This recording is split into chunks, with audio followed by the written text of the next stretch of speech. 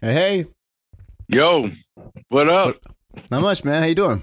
I'm good. I'm good. I was a little bit late. I'm 2 minutes late. How dare you? And look at you. You were so prompt. I know it's weird. It just happened to work out that I sat down exactly at 7:30.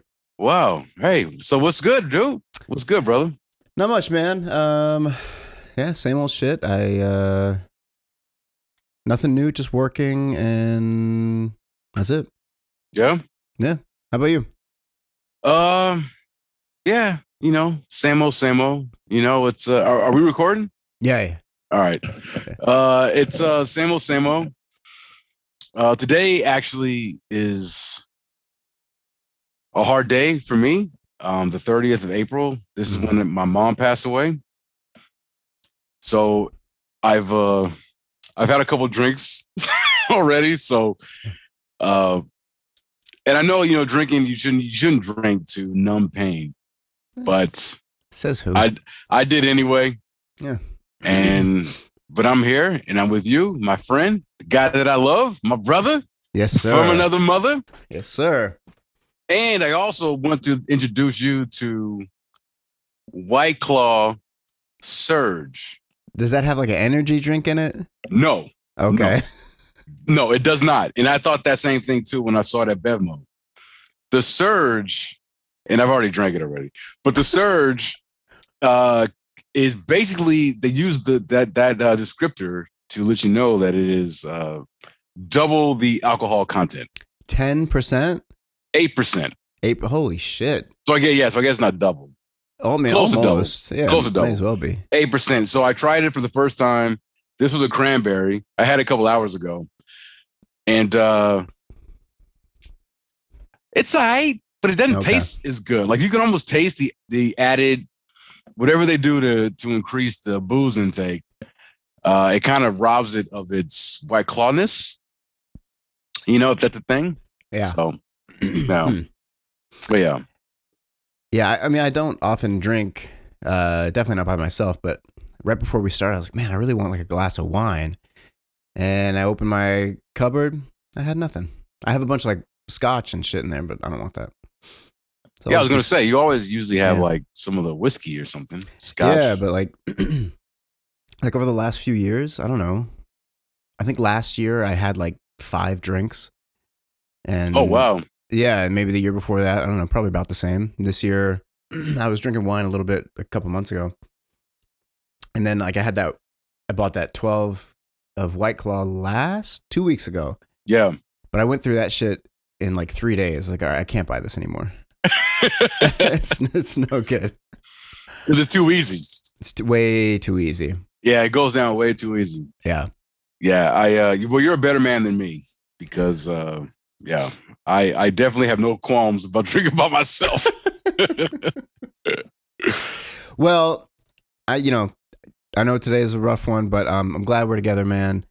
Um, No, me too, me yeah. too. I honestly, it's always, it's. I mean, my mom passed away. I mean, it's been 7 years, Yeah. 2014.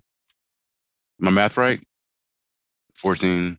Yeah. Yeah, 7 years. Yeah. And so, like every April 30th, I just get messages from my dad, Hmm. family, and everything, which I appreciate, of Sure. course. But it's like, yeah, I know, and like honestly, like the days leading up to today are always harder than going through the day itself, if that makes any Of sense. course. Yeah. The anticipation of it for sure. Yeah, and today I was like, wow, it's been 7 years, and it doesn't feel Yeah.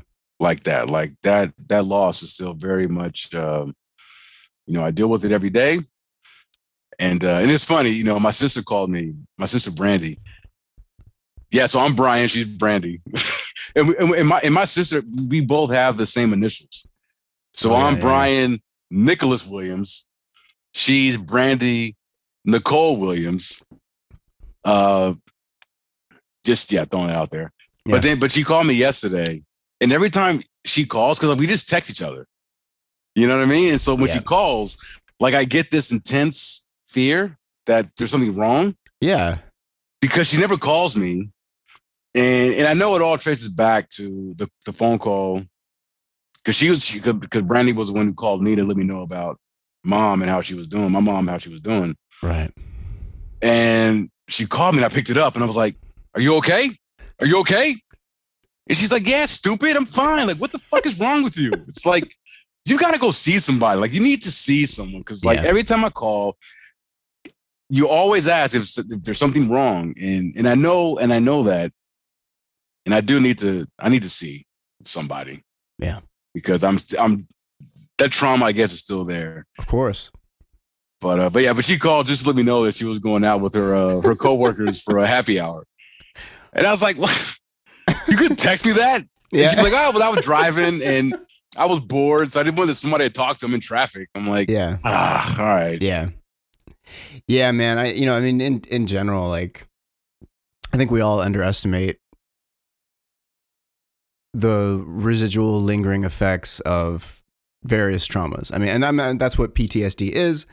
And it manifests in all sorts of ways, and it can be brought on by so many different things. Like, there are big events, like, passing of a loved one or a big breakup. I mean, but it can, losing a job, or there's so many things that really kind of put us in a bad place or spin us out. And yeah, man, it's so, I mean, just for anybody listening, like, yeah, it's fucking, I mean, I know you've done therapy. I've done therapy. Like, for anybody who hasn't done it and like has some kind of hang up about, just fucking do it. It's good. Like, if you need it, and especially if you recognize that you need it, seek it out. Because I definitely, I was seeing a therapist right after my mom passed, and she was great. She was really good. And I moved back to LA from Northern California, and I wish that I would have kept it up, and I just haven't. Yeah. And it's my own fault. Like, I know I need to find somebody, but I will, but just one of those things, right? It definitely helps though. It really does. Yeah. I mean, it's an unbiased person. So that's big, but like, it's someone to talk to, which is big, but also they're qualified. Like, they know how to reflect back to you what you're saying. They know how to provide constructive and helpful insight that, they don't like give advice, but that's not why you're there. It's so helpful, man. Like, I toward the end of my marriage, well, like, she and I, like, I was already done at this point, but like, we went to like couples counseling or therapy for a bit, and I was already done. But then after that, like, after I moved out, pretty quickly, I don't know, a few months later, started seeing a therapist, and I saw her for, I don't know, 2.5, 3 years or something. I would have still been. She moved, so it's the only reason I stopped. But yeah, man. I mean, it's so important. It is. It's important, and it helps. And there's no there's no stigma attached to it. I know. I'm not one of these people that's like, "Oh, you're seeing a therapist? Like, you're not strong enough." It's like, no, fuck you. Like, fuck you, man. You ain't strong enough. Like, being able to recognize, the doing the work is the hardest thing you'll ever do. Yes. And if you're avoiding it, you need it. Like, you're the one in that model. Like, you're the weak one in this scenario. Yeah, exactly. Yeah. Exactly. And like, this fucking idea that like burning yourself out or not seeking help or, not getting sleep, not eating well, working 82 hours a day, like that this is some sort of badge of honor. Like, we need to stop romanticizing that shit. It's not good for you. It's not cool. It doesn't make you stronger or better. Or like, it's not good. It's not good for you physically, and it's not good for you mentally. Yeah. It's like your mental health is as important as your physical health. It really is. Of course, yeah. And your emotion, like the way you're going to relate to people emotionally is going to be fucked up if you're fucked up. Like, yeah, you're not cool because you're doing it all by yourself. Like, yeah. That's an old thing that was bad in its day. Yeah. And that mindset is even worse now. It's even worse now. It's like, no. Yeah, like the doing it by yourself is like out of necessity. Like, you have to at some time. Okay, you're physically by yourself. You just got to get through it. But then once that passes, join the world again and get some fucking help. Exactly. Get some help. Yeah. Well, anyway, now that we got that out of the way. Yeah. Hey, so what episode is this now? Are we 28? 28. 28. That's what I thought. Yeah, man. I just found out a couple days ago we have another listener. Oh, what? The Bombcast. Damn. Yeah. A buddy of mine, Pete. Pete, shout out to you. What up, Pete? He rolled through a couple of days ago and just out of the blue, he was like, "Oh yeah, I'm listening to your podcast, the Bombcast." And he was like, "I'm loving it." And I was like, "Seriously?" First of all, I was like, "How do you even know about it?" Because I don't even think I even told him, or maybe I did, and I had too many drinks and I didn't remember. B, are you embarrassed of us? No, of course not. I'm embarrassed of me, not of you. I thought we had something special here, B. Oh, all the specialness is on your side, not mine. No way. Well, that's awesome, man. So Pete. Yeah, so Pete's he's been listening, and he told me he was like starting from the very beginning. Oh shit. And his whole thing, he was like, I really, I'm enjoying what you guys talk about, because he's a big movie guy and entertainment, that kind of stuff. But he was like, I just love it because it's just I can tell it's just two friends just talking to each other. And I was like, that's the whole point. That was it. Of the Bombcast. It's just me and my friend Graham, my brother, just shooting the shit about whatever.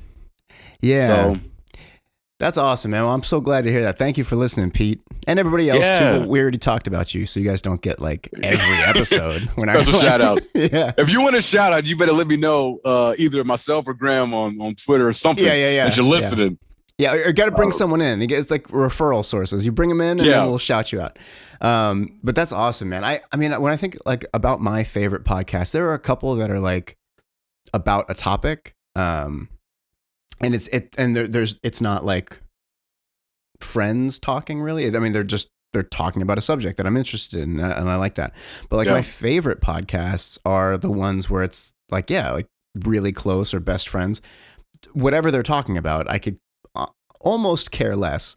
Like, it helps that I'm interested, but I like being a part of their conversation. I get I get to be like a voyeur in these people with, similar personalities talking about interesting things that I may or may not know about. I love it.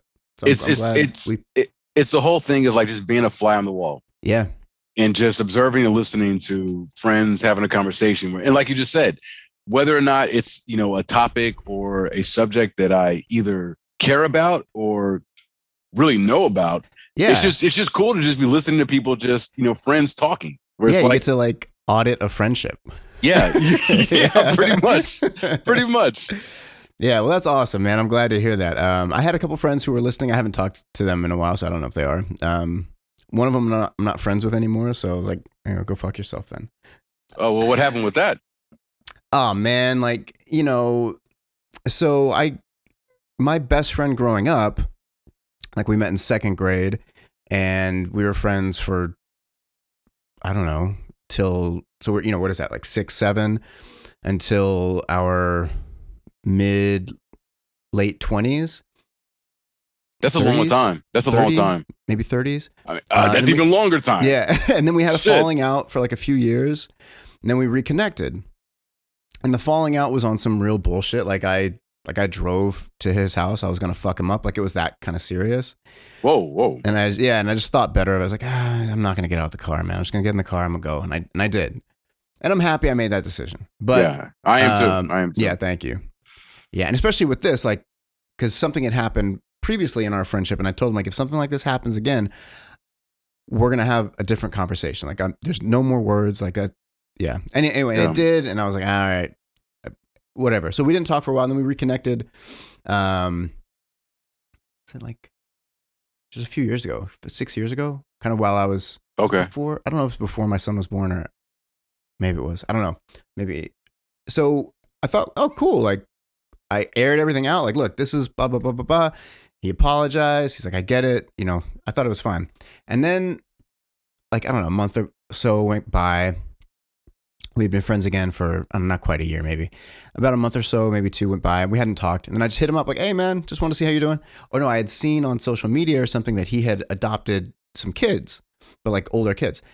And I was like, amazed. So I was like, I hit him up like, whoa, what the fuck? Like, tell me what's going on. This is amazing, man. That's awesome. Like, yeah. And he was like, oh yeah, man, it's been crazy. It's kind of happened so fast. Like, yeah, man, let me know. He's like, yeah, it was like the kids were kind of in a bad situation and we knew them, their parents or whatever. So we just adopted. I was like, that's, man, it's a great thing to do. Yeah. I was like, what an amazing thing. I was like, I'd love to hear more. And I was like, hey man, let's get together. And then, it was like hours went by and he was like, oh, no, not that long. And he was like, oh, I'll have to check my schedule. I was like, check your schedule? Like, what the fuck does that even mean? And this, again, my best friend growing up, like I lived at his house with his parents. Like when his dad died, it was like my dad, his dad was basically like my father figure growing up. So we're very close. And, I've heard about this friend then. Right. Okay. Yeah. We talked about it. So then he like, was like, oh, I'm going to check my schedule. And I was like, okay. And then he hits me back a little bit later, like, but what did you have in mind? Like he was like screening what my plans were with him. Yeah. Like, so if it was cool enough, he'd want to do it. And I was like, just grab coffee, listen to music, talk, catch up. And then I didn't hear from him for like months. Oh, months? Yeah. Like at least 2 months, I think 6 weeks, maybe 7 or 8. And then I get this text from him going like, out of nowhere. I gave up sugar and something else. Is that good? What do you think about that? Like asking my professional opinion. Yeah. And then I didn't respond for a little. I was like just flabbergasted. Like, oh, what? Wait, that was his follow-up. That was his follow-up after ghosting months. me. Yeah. And like just treating me like I was like a piece of shit who didn't matter. Yeah. And then I didn't respond for a bit because and then he texts again. Oh, sorry. He didn't even say sorry. He goes, oh, I didn't reply. I'm a bad friend. Ha ha ha. And I was like, you are a bad friend. Yeah. And I didn't even bother. I was like, I don't have time to teach people how to be a good person. Like, yeah. And then even like we are so far past that. Yeah, man. Especially now where it's like, come on, man. Like, if I tell you one time, like, hey, this isn't cool with me, like that's it. Anything else, there's no more chances. Like it's shit's over. Yeah. Shit's over. Not to mention, like when we first reconnected, he's a heavy guy, and he was like, man, I really want to get into shape, and I'm trying to follow along to your videos and stuff like that. That's cool, man. Look, you're my brother. I'll help you. I know you can't afford it, but in lieu of payment, follow the plan, document it before and after, write me a testimonial, send the pictures. I'll use you for marketing, and that's how you pay me. And he was like, okay. So I made him videos for him, personalized videos of workouts, sent him nutrition plans, all this shit. You know how long he did it? 3 days. He did it for 3 days, stopped, didn't even say anything. And then like I saw him and I was like, how's it been going? He was like, oh, I haven't done it because like my mom came in over the weekend. I was like, what the fuck does that have to do with anything? I was going to say, what's that got to do with this? I was like, motherfucker, this is how I pay my rent. This is how I feed my son. Like I'm a professional. I gave you this for free under these conditions and you just blow it off like it's nothing. You took time out of your day. Those are working hours. Yeah. And you cultivated videos for him, eating plans for him. Yeah. And he did it for 3 days. And it was like, 3 days. Yeah. Based good. on who he is, his lifestyle, what his goals were. Like, what the work you have to put in for you to figure out how you need to be where you want to be. Like in the work you got to put in to work out and what you need to eat or not eat. Like, yeah, it's just 3 days. And then after the other stuff, I was like, all right, man, fuck it. And then I saw him like one of our other friends. We were bandmates forever too. Like I learned how to play music with him and his brother and their dad. One of our singers, one of our best friends, Jason, he died 2 years ago, motorcycle accident. And I saw him at the funeral, and since that texting, that was the only time I've seen him. So he used to listen. Well, hey, maybe he is. Maybe he's still listening. Maybe he is. And if he is, then you need to apologize. Yeah, no, we're good, man. I get no ill will. Seriously, none. Yeah. It's just I accept people for who they are. I just don't need to be a part of them. or they don't need to be a part of me. I'm the same way. I'm the same way. Like I do my best not to hold grudges. Yeah. For anybody or anything, because it's just one of those things where it's like, okay, well, I'm putting forth this amount of effort. As far as the friendship goes, if it's not being reciprocated, then it's like, okay, it sucks because I valued that friendship. But at the same time, like I'm not going to go out of my way to cultivate something that isn't being reciprocated. That's right. You can't have a one-way friendship. Like it's got to be, simpatico.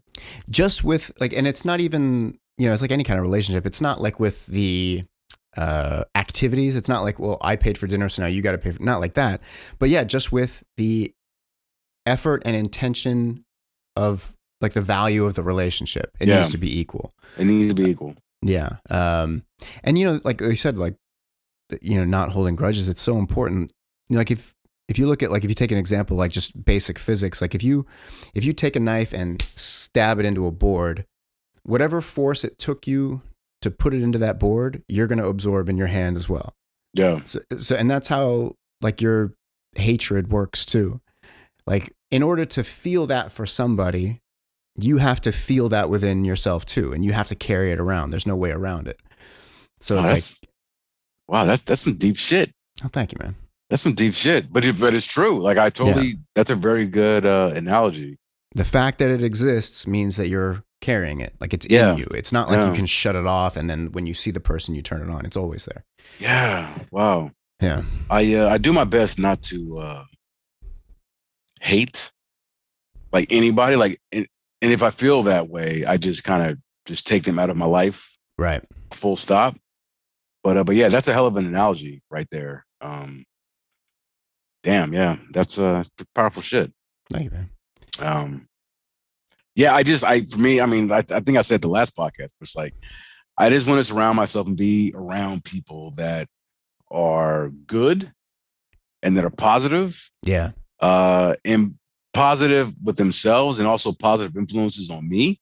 Right. Because, I'm about to be 42 in a couple of weeks. And, even when in my 30s or 20s, like I don't want to entertain, shitbags. Yeah. Or just assholes. It's like, no, I don't want to have these people in my life. And I'm accepting of everybody. Yeah, you are. And I am, like, and a lot of times, I've had other friends kind of be like, why the fuck, like, this guy, like, da-da-da, or whatever. It's like, hey, they're good people. Like, yeah, they're cool. Yeah. You've always been like, ever since I've known you, you've been like that. Yeah, but I got a big heart. But the first time you do something where it's like, all right, this isn't cool. This isn't good. I'm seeing a side of you that I didn't see before. Yeah. And I'll be quick to kind of, tear down that bridge and be like, hey, if you want access to me, you got to be a good motherfucker. Yep. Because I just don't have time in my life for, people that aren't. I don't need anybody in my circle that's going to try to bring me down or just cause me stress. Yeah. Life is not only is it short. I mean, it's the longest thing we do. I guess it's weird to say that it's short, but it goes by quickly. But life is so hard already.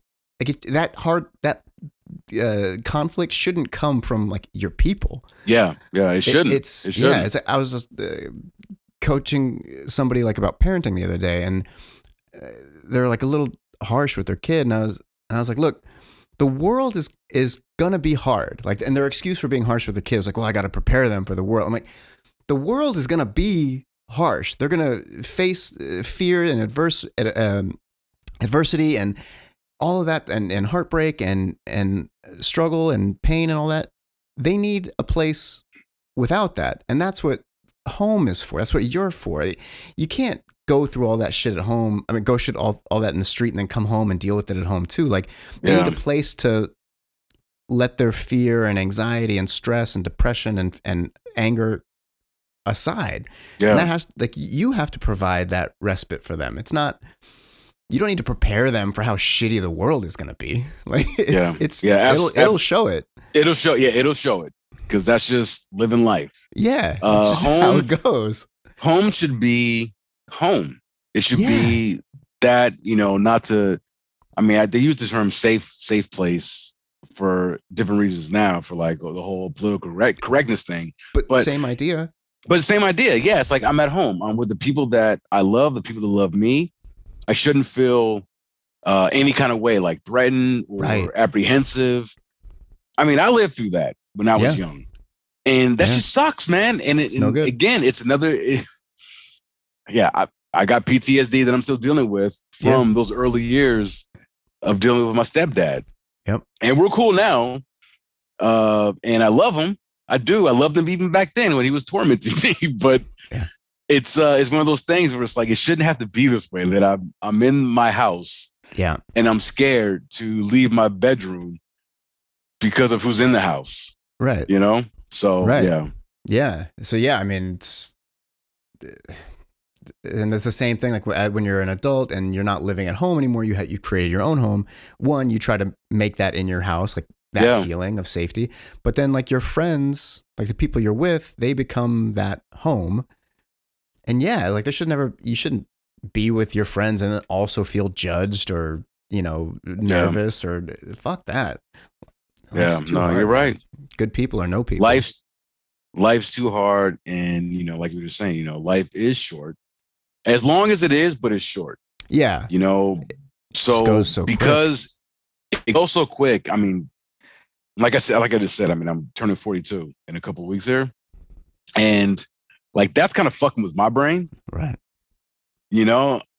Because like I was at Jamba Juice today. Because there's a Jamba Juice in the mall where I work out, the Gold's Gym. It's like Fox's Mall. And so I've actually, it's like going to Jamba Juice has kind of become my thing now. Oh, it's like a little ritual. Like after I work out, it's like, oh, I go to Jamba Juice, like get a smoothie, whatever. Because like when I was in college, I was in Jamba Juice like every fucking day. See, there's a little bit like nostalgia too. It's a little bit nostalgia, and because they opened a Jamba Juice within the Cal State Northridge bookstore. Okay. So you got the bookstore and it's like other shops and stuff. They had a Jamba Juice. So I was there like for fucking like every day for like months, maybe even years or a year. And then I just stopped one day and like, okay, I'm going to Jamba Juice way too much. So I hadn't been for like since I was in college.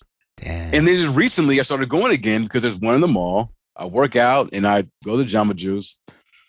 And I'm at that point now where it's like, they see me and they know my order. Yeah.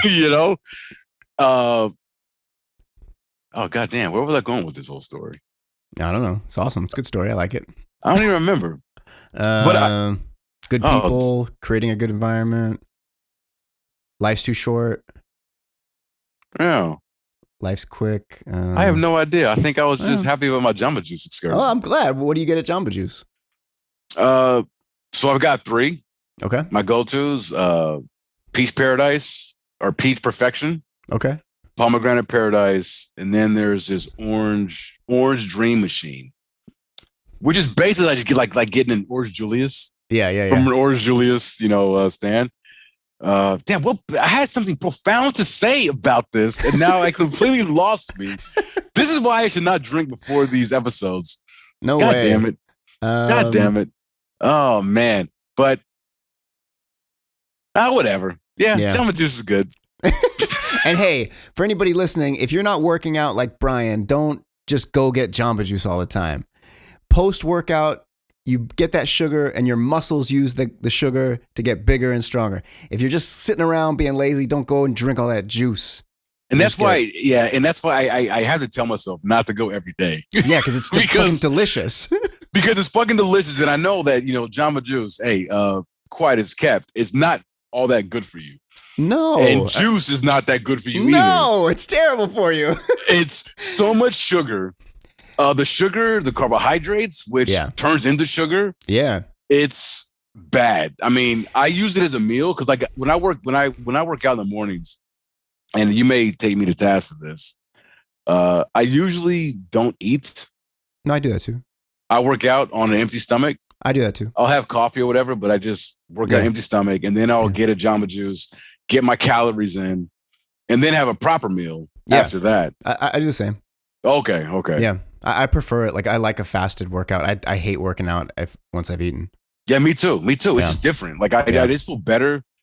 So for me, it's like I gotta, no food, and I've got to have had a number two before I go. I gotta evacuate everything. Well, unfortunately for today, I went to the gym and I could not satisfy number two of getting the number two out. Oh, okay. No, I just had to work out, and I felt heavy because I fried chicken last night. Where'd you get fried chicken from? No, I fried it. Oh, you fried the chicken? First time in my life that I ever fried chicken. Damn. And brother, how was it good? Brother, you killed it. It's fucking pretty damn good. Yeah, you got to make me that fried chicken sometime. I will. It was pretty good because I made fried fish the last week because I had some these cod fillets, and I was like, what am I gonna do with this? And they had been in the freezer forever, like freezer burned and shit. I'm like, you know what? Fuck it. I'm just gonna fry these things. Smart. And so that was the first time frying fish, and it came out good. And then I said, I'm gonna step it up a notch. Yeah. And I fried some drumsticks, and they came out pretty good, man. I sent a text to my my Aunt Lenise just to kind of, because I knew, I did the chicken or the fish without her. But I was like, okay, chicken's different. So let me just see if there's anything that you needed to call your auntie. That's fine. Yeah. I was like, hey, so this is what I've got. I know that sometimes you need buttermilk for the shit.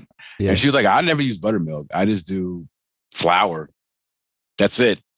And so I had flour, panko crumbs. Oh, nice. Okay. And I had an egg wash. Yeah. So I cracked some eggs. And, put the chicken in the egg wash, put it in the flour, half panko crumbs. Got it all there, put it in the fucking skillet. Any seasoning? Oh, of course. Yeah, I see. Okay, I was going to say. Like, yeah. That sounds like white people fried chicken. Yeah, no, come on, man. I put fucking, cayenne pepper, black pepper, salt. I got this Creole seasoning. Okay. Put it all in there. Oh, yeah, come on. Oh, yeah. Okay, I get down with the spice. Yeah. I like to put some Lowry's on mine, too. See, I got some shit that's better than Lowry's. What the fuck? Really? What's it called? Yeah. Man, I forget the name of it right now. You're trying to keep it secret. That's when somebody's like, hey, where'd you get that shirt? Where'd you get that shirt? And you're like, oh, man, I can't remember. I got it so long ago. No, I will tell you. No. But it's a Creole seasoning that you can get in like any major grocery store, like, Rouse, Vons, whatever. Okay. But it's like just like there's this, and funny enough, it's a Creole seasoning. But the mascot, the image is like this white chef. And I'm like, yeah. Nice. All right. Yeah. All about the Creole seasoning. But it's good shit. And it's basically like a catch-all. Like you can put that shit on anything. And it's just bomb. So that's awesome, man. Yeah. I was very impressed with myself, That's awesome, man. Didn't burn the house down. As you can see, I'm still. That is the most important part of fried chicken. Yeah, is not burning the house down. No. That sounds good, man. I had a banh mi today, which that's good. Is all time top 5 sandwiches of all time. So good. I don't know. There's no really good food out here. Well, tell the people what banh mi is, just in case they don't know. So banh mi is a Vietnamese sandwich, and it's on a baguette, like a French roll baguette. Obviously, the French influence in Vietnam. And they'll do it traditionally made with like charbroiled pork, and then there's like shredded carrots, cucumber, jalapeno. Sometimes they'll put a little bit of like vinegar, or sometimes they'll do it with like pate too. I usually don't get down like that, but the pate is good. It is good. The pate is good. It's so fatty that if I'm going to eat the sandwich anyway, I was like, all right, I'm gonna stay away from it. And like there's not really a lot of like great food where I'm at now, but like a little Vietnamese place opened up, and it was damn good. Yeah, it was good. The first time I had a banh mi sandwich was in Vietnam, and this is not a humble brag, a little bit, but I was in Vietnam, in Da Nang, and I had that the authentic banh mi. That was the first time I had it actually. Because I didn't even know about the banh mi. I honestly. Oh, they put cucumber in there too. I don't know if I said cucumber. Yeah, but before I went on this trip to Vietnam, I honestly hadn't really experienced a lot of their cuisine. Oh, it's so good, man. And it was fucking dope. Like Vietnamese food is the best. It is so good. The noodle soups, pho. The banh mi sandwiches, pho. Yeah. Pho was like the only thing that I was familiar with. Like I knew this going in. but everything else was like new to me. And I had that sandwich in Vietnam, in Da Nang, and it was so fucking good. It's the best. And there's a Vietnamese restaurant in the food court of the Fox Mall where I get my Jamba Juice. Nice. and I got their banh mi, and it was good. It was good, but like overpriced like a motherfucker. Right. It's like, I mean, obviously, in Vietnam, I think in terms of like the money that like the conversion, it was like $2. I was gonna say it's probably like $2. Yeah. For like a sandwich, and in the Fox's Mall, I think I spent like $8. Yeah. For their sandwich, for their version of it, but it was good. But I love the pate that they put on there. It's like, if I'm gonna eat it, like do it up, like put it all up, sop it on. For sure. It's so good. Yeah, like I'm so happy that this place just opened up, and like the menu's all in Vietnamese. Like there's Vietnamese people running. I was like, oh, it's like real Vietnamese food. It's good. Yeah. Because like out here, there's just not a lot. It's kind of boring for food. But like I'm very close to San Gabriel. I mean, I'm in the San Gabriel Valley, but like I'm very close to good places. But when I was in Alhambra, there was a spot right down the street from me that was like the best fucking banh mi, and like just a hole in the wall. Alhambra's a good that's a good place for ethnic food, like because sure. like isn't the population like mostly Asians? Chinese, yeah.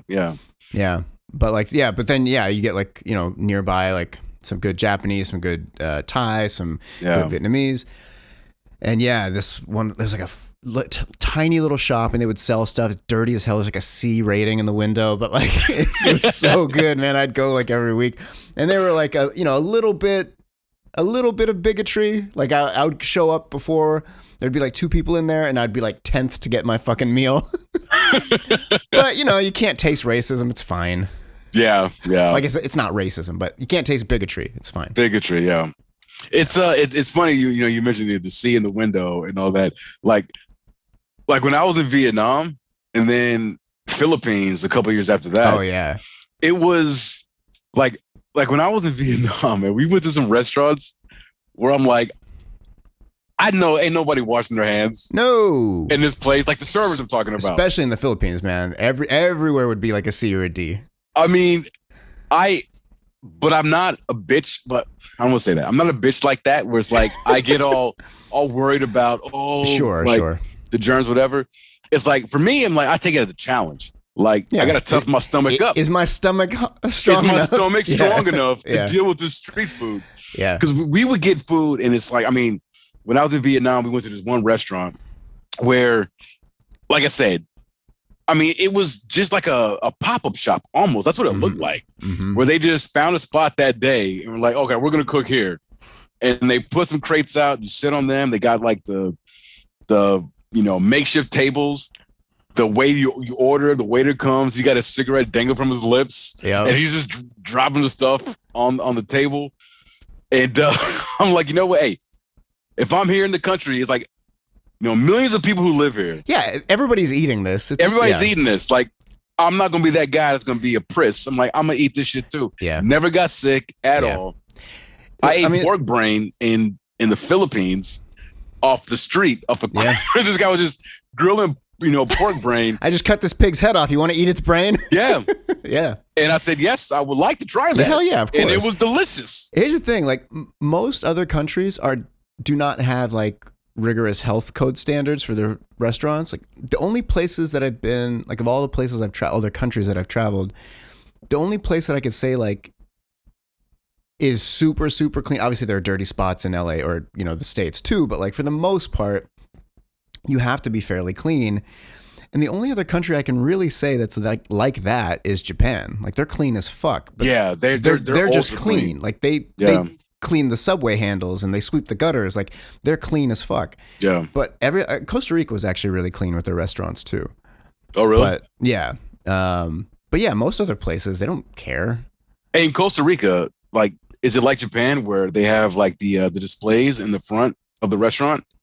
No, because like in Japan, you go and they've got all these. That's the best thing about Japan. Oh, I love that. It's and their menus have pictures. It's like this is what you want. I want to see the food. I don't want to read a story about it. Yeah, and whatever you order from Japan, whatever restaurant, it could be a good restaurant, a bad restaurant. If they have the picture in the menu or the display out front. It looks just if like you it. order that, it's coming exactly like That's that. exactly what you get. Yeah. That's what you're getting. Yeah, they don't do the bait and switch out there. They're just like, no, this is what it looks like. This is what you'll eat. They really don't. It's the best, man. But they understand, like, you eat with your eyes. You don't, you know, that's, you want to see what you're eating. I don't want to. Yeah. That's so, the food here, I mean, there's so much good food here, but like the way we consume food is so dumb. I know. So dumb. Man, I can't wait to go back to Japan. Yeah. I'm getting my second Pfizer shot on Monday. Nice. So I'll be fully vaxxed. Hell yeah, man. Sooner than later. Yep. But yeah, Costa Rica is amazing. I spent 2 weeks there, a little over 2 weeks. Half of the time out in the jungle, like literally like rented a house off of Airbnb, like in the middle of the jungle, the top of a mountain, like an infinity pool overlooking the ocean in the jungle. Like there's fucking monkeys and shit crawling all over the house. Like you give them fresh bananas off of the banana tree every morning. Seriously? It was amazing. Yeah. Monkeys like that? Yeah. In the jungle. I mean, like I said, like it was just in the jungle. Yeah. There was no roads at that time. I think they were going to put in roads right after we left, but there were no roads. And there'd be, I mean, just like the craziest bugs you've ever seen, like just weird rainbow colored bugs stuck to the side of the house. And then, like coatimundi, like those little kind of raccoon panda looking things, and monkeys, and like spider monkeys, and you'd hear howler monkeys all the time. It was nuts, dude. You kind of got me with the bugs that are rainbow colored on the windows. They weren't in the house though. Like they weren't inside. But like, I mean, yeah. I don't do well you don't fuck with bugs. I don't do well with insects. It's I'm like not a fan. It's like I respect y'all. I know you're here. Mother Nature's got you here for a reason. Sure. But just do that shit outside of where I'm at. You stay outside. Don't come in here. If I see you in here, it's gonna be scorched earth. I will destroy a room. Yeah. And fucking kill a bug, especially spiders. Fuck spiders, man. I agree. I 100% agree. And I will say, like, they all stayed outside. There was none in the house. But it's a tropical island. So like half the time there, and it was amazing. Just everybody's so nice and friendly, and then the second half of the trip, we stayed at a place in now I can't remember the name of the little town. Damn, I feel like an asshole. It's Deca. No, but the town was kind of similar to like a. I just made that shit up. I didn't know what I was talking about. Like a clean and friendly TJ, kind of like that. I forgot the name of the town. Okay. All of a sudden. And that was awesome too. Like even though like it was total shock going from just like peaceful jungle life to like a little city with cars and shit, but it was great. Like we found a local bar where we could go and drink every night, and it was just fucking awesome, man. I recommend Costa Rica to everybody. It's cheap to get there. It's close, and you'll have an amazing time. Yeah, I've been wanting to go to Costa Rica ever since you went, because I remember I would live there. Yeah, like when you told me about your experience there, I was like, damn, that sounds like something I could get down with, except for the bugs. Yeah, but as long as they don't come inside, I'm good. But yeah, you'd love it. It's great. It's great. All right. Do you want to get into let's do it. Some of these entertainments? Yeah, man. Let's do it. Where are we gonna start? We got two main topics, right? We got two main topics. We're gonna be discussing the finale of Falcon and the Winter Soldier, and the Abomination. Oh, excuse me. Mortal Kombat on HBO on HBO Max. Not to bury the lead. Not to bury the lead. But no, I'll leave it up to you where you want to start. I mean, I can, I actually made notes, brother. I prepared for this podcast. Very serious. I made notes for this. I guess it just depends if we want to start on a positive note or end on a positive note. We'll see that. Okay, so that is a supposition to make you think that I thought that Falcon and Winter Soldier was a positive. Okay, good. I didn't either. And I actually have okay. So let's just start with Falcon and Winter Soldier since we're there. Okay. Oh, that's perfect because that's how I laid it out in my notes here. All right. Yeah.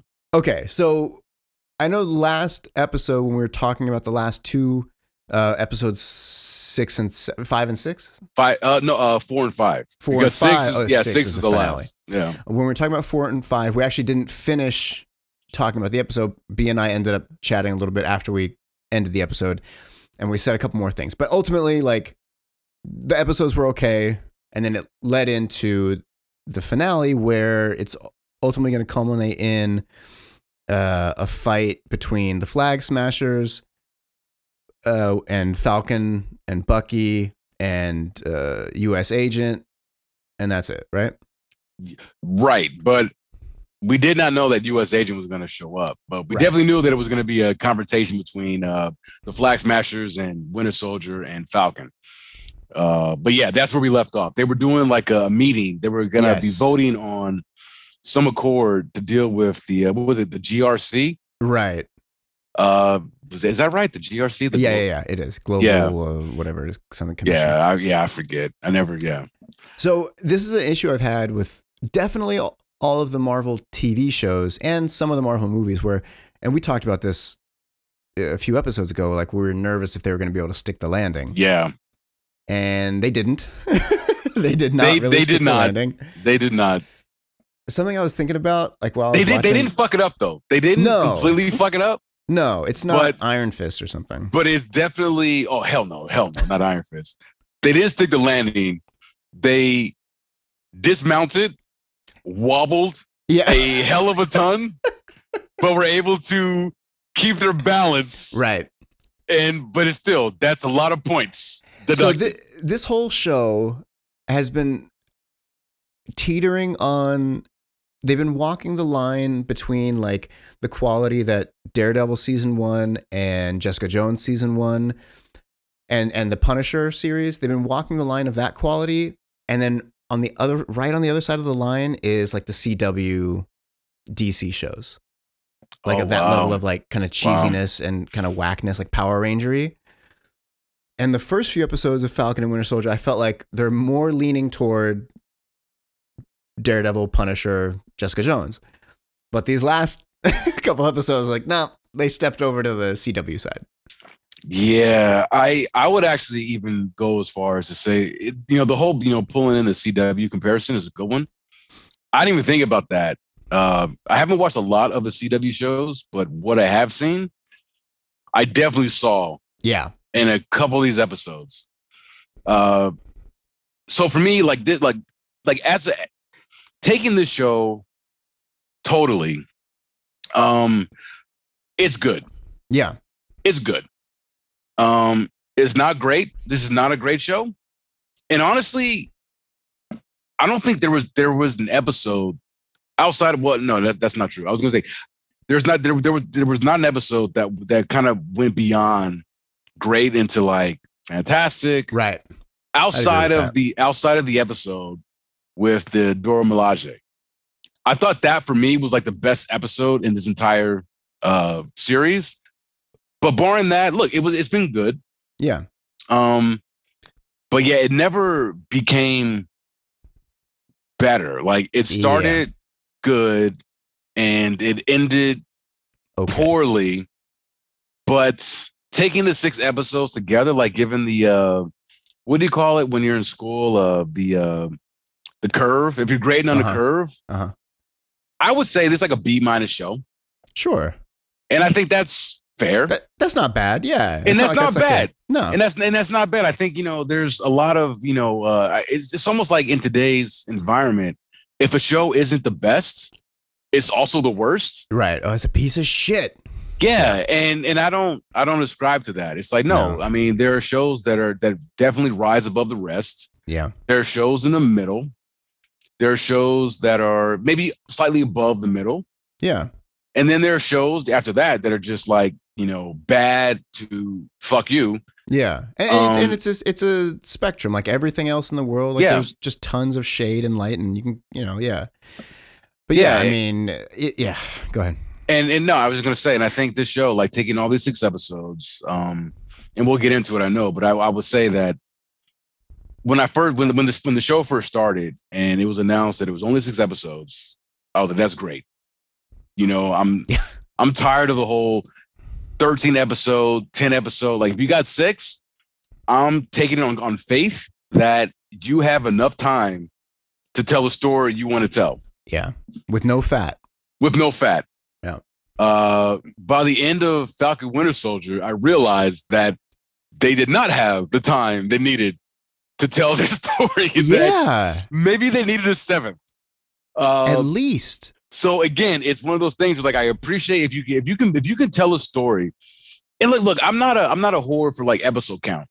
Yeah. For me, it's like if you figure out your story and then you plan it in a way that can tell that story consistently from beginning to end, that doesn't truncate or lead to a rushed feeling by the end.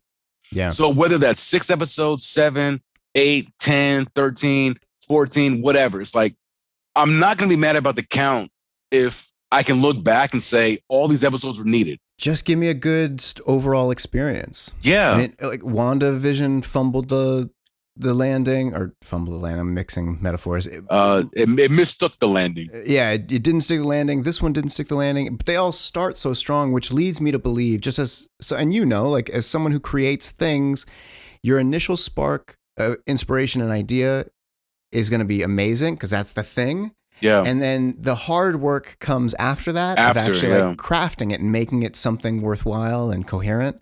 And Marvel, with the TV shows especially, sometimes with the movies, but definitely with the TV shows, really struggles with getting past the initial spark of inspiration phase. Yeah. The idea for WandaVision is amazing. The idea for Falcon and Winter Soldier it's not groundbreaking, but it's great.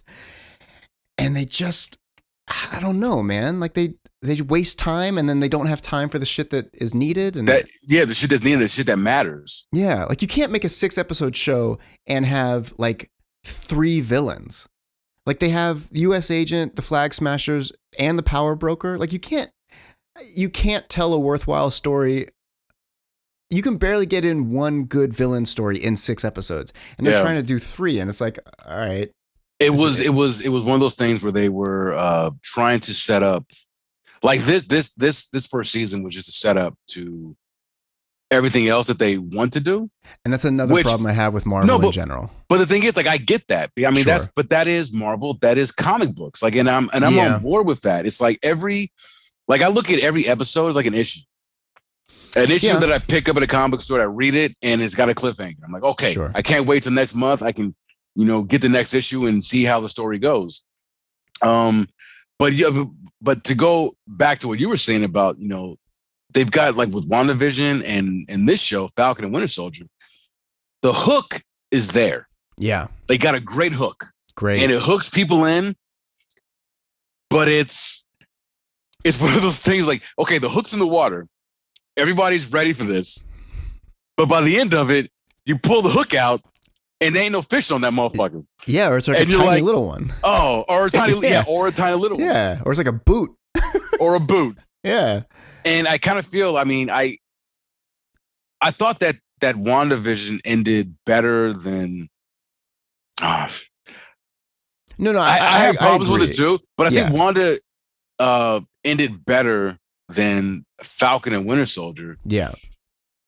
If Falcon go ahead. Falcon and Winter Soldier almost felt like we watched episodes 1 through 5, and then there were like 2 episodes that they threw away, and then gave you a finale. Like it just felt like they want you to jump the leap, they make this leap of like emotional connection and like storytelling beats. They want you to make that leap so they can just wrap it up quickly. Yeah. But I didn't feel anything for anything that was happening. The girl, what's her name? The Flag Smasher? Kaylee. Her name is Aaron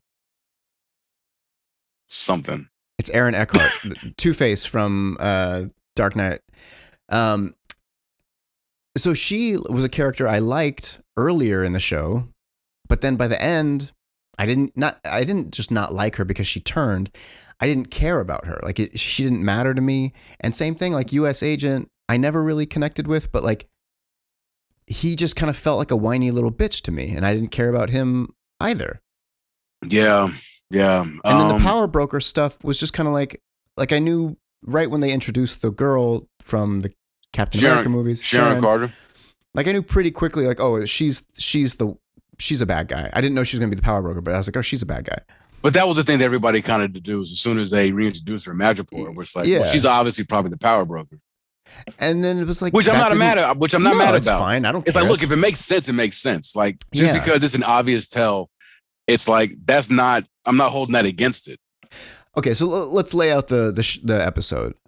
So it's basically just the fight. Like that's essentially all it is. It's this fight between them. But like, okay, before we get into that, because okay, so the episode does start, with the fight. It's episode 5 ends with Sam opening up that crate that he got from Bucky, that he got from Wakanda. Okay, and so that's what we talked about that off air. That was off air? I thought I think we ended the episode and then had like a PS that we didn't record. But I thought it was going to be a Captain America suit, and you thought it was going to be new wings. And it was both. It was both. Yeah, yeah. So episode 6 basically starts with the attack. Carly and her Flag Smashers are going to disrupt this meeting that the GRC is about to have. And so we're just right into the shit of it, which again, like, don't mind that. I thought that was cool. Sure. Like, don't waste time. Let's just get into it. So yeah, you were right about the costume, that he was going to be the Cap costume and then the other wings, whatever. What'd you think of that? What'd you think about that costume? I didn't like it. It's awful. I didn't like it at all. Speaking of like CW Power Rangers type, it was comical. I didn't like it, and I know it's the same costume that he wore in the comics. But for me, and I know, like, because it looks on par with what Captain America, Chris Evans, what he wore, or what the faux Captain America wore. My problem with it because I watched the episode like twice. Okay. And I'm like, why don't I like this costume so much? Because it's pretty much the same kind of shit that everybody else is wearing. Yeah. It's the colors. It's the white. It's too much white. Yeah. It's white. It's so bright. Yeah. The brightness of it really threw me. Absolutely. And it looks really thick. Like there's a bunch of layers on it. It's too thick, and the white is just like. And I think because of the white, the accents of it, where it makes the suit look bulkier and faker, than the other outfits. Because I mean, I'm a fast forward. Like by the end of the episode, you see U.S. Agent get his new gear, and even his other gear that he wore in the episode. I'm like, that shit makes sense. Yeah. Like that color scheme, it needs a darker color tone. Yeah. But all that white in there, it just made it.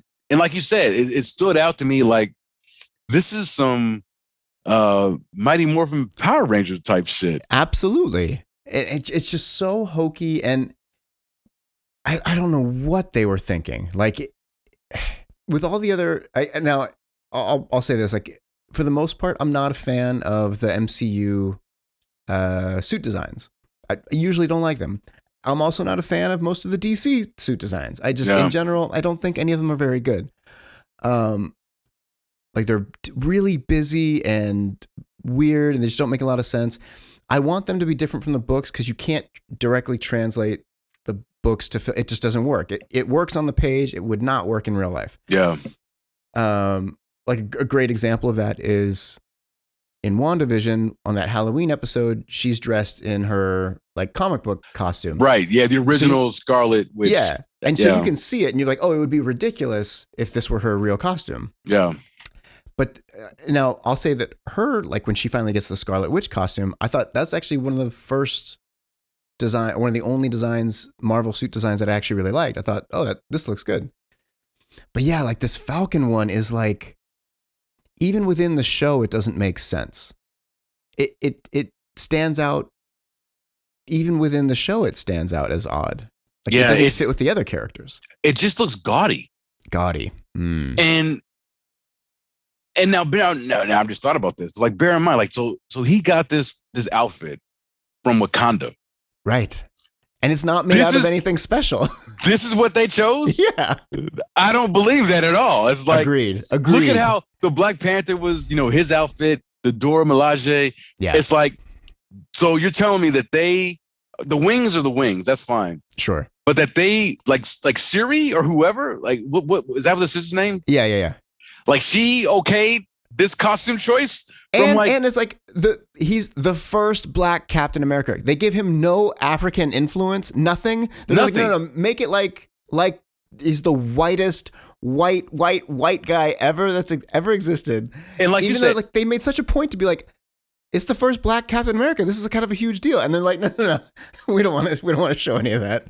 I think they probably used the color scheme because of that, right? To kind of have the juxtaposition of the skin. Okay. Underneath the costume versus the white. I still don't like it, but I'm saying maybe that's what they were going for. Yeah. But then to your point, it's like this came from Wakanda. So this thing's not even made out of vibranium. Yeah. It's like you couldn't give me a suit that Black Panther had. Like you just made me this chintzy, gaudy fucking look. It looks like something from Halloween City. Yes. And it's like the wings Party City. Party City, yeah. There's a Halloween one. The wings are more sleek and they're faster. Like they open and close faster. He doesn't have to have a big backpack. Great, I'm with that. But yeah, it's like all of your amazing design. Like your whole country has like this crazy sleek futuristic design. Black Panther's costume had like a helmet that could just like vaporize and then materialize out of nothing. Yeah. And you give me this like big, bulky Burlington Coat Factory suit.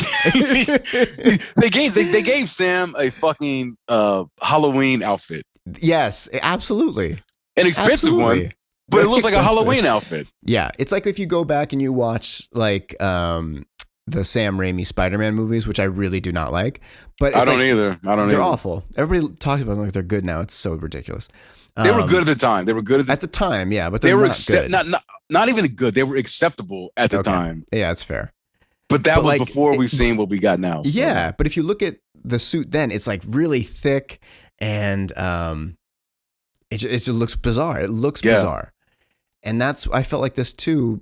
And yeah, I just kept thinking like, this looks like, I haven't really seen Supergirl other than clips, like the CW show. Yeah. But it looks like it belongs in that show. Yeah. He honestly, like Anthony Mackie just looked, it looked like somebody was filming something at like, Comic-Con, San Diego Comic-Con. Yes. Like it was hard for me to buy him walking around in that suit. I'm like, I'm sorry. Marvel is, I love the MCU.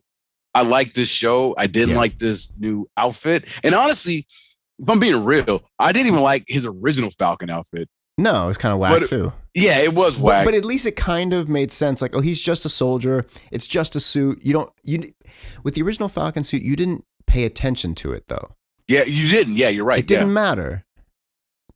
It didn't matter. But like, so in this, like they have this big fight and I found the fighting really boring too. I couldn't get into the fight scene itself. Like there were some cool Falcon moments. Again, like they do use the suit well, like the wings have a purpose other than flying, which I appreciate. It's the best part of the fight scenes because I agree with you. Like I was very lit down with the choreography of like the action scenes outside of the inventive ways that they utilize the wings. Yeah.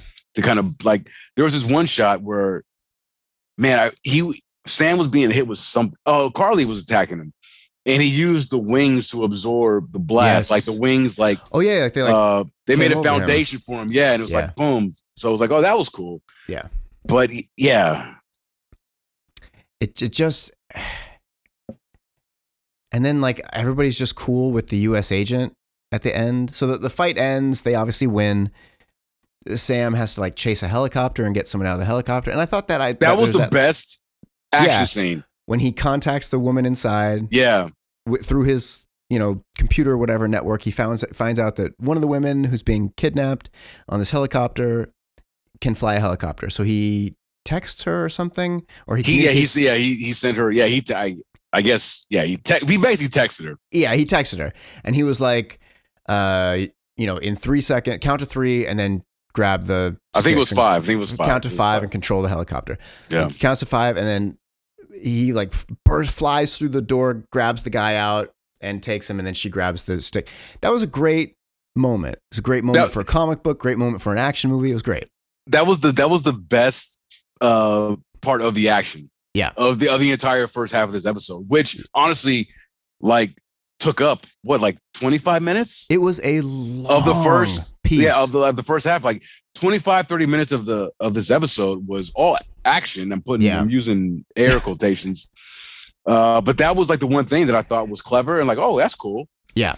You know what? I was thinking about the first introduction we had, because not only does, Falcon seem kind of lame and boring in this episode, but like Bucky does too.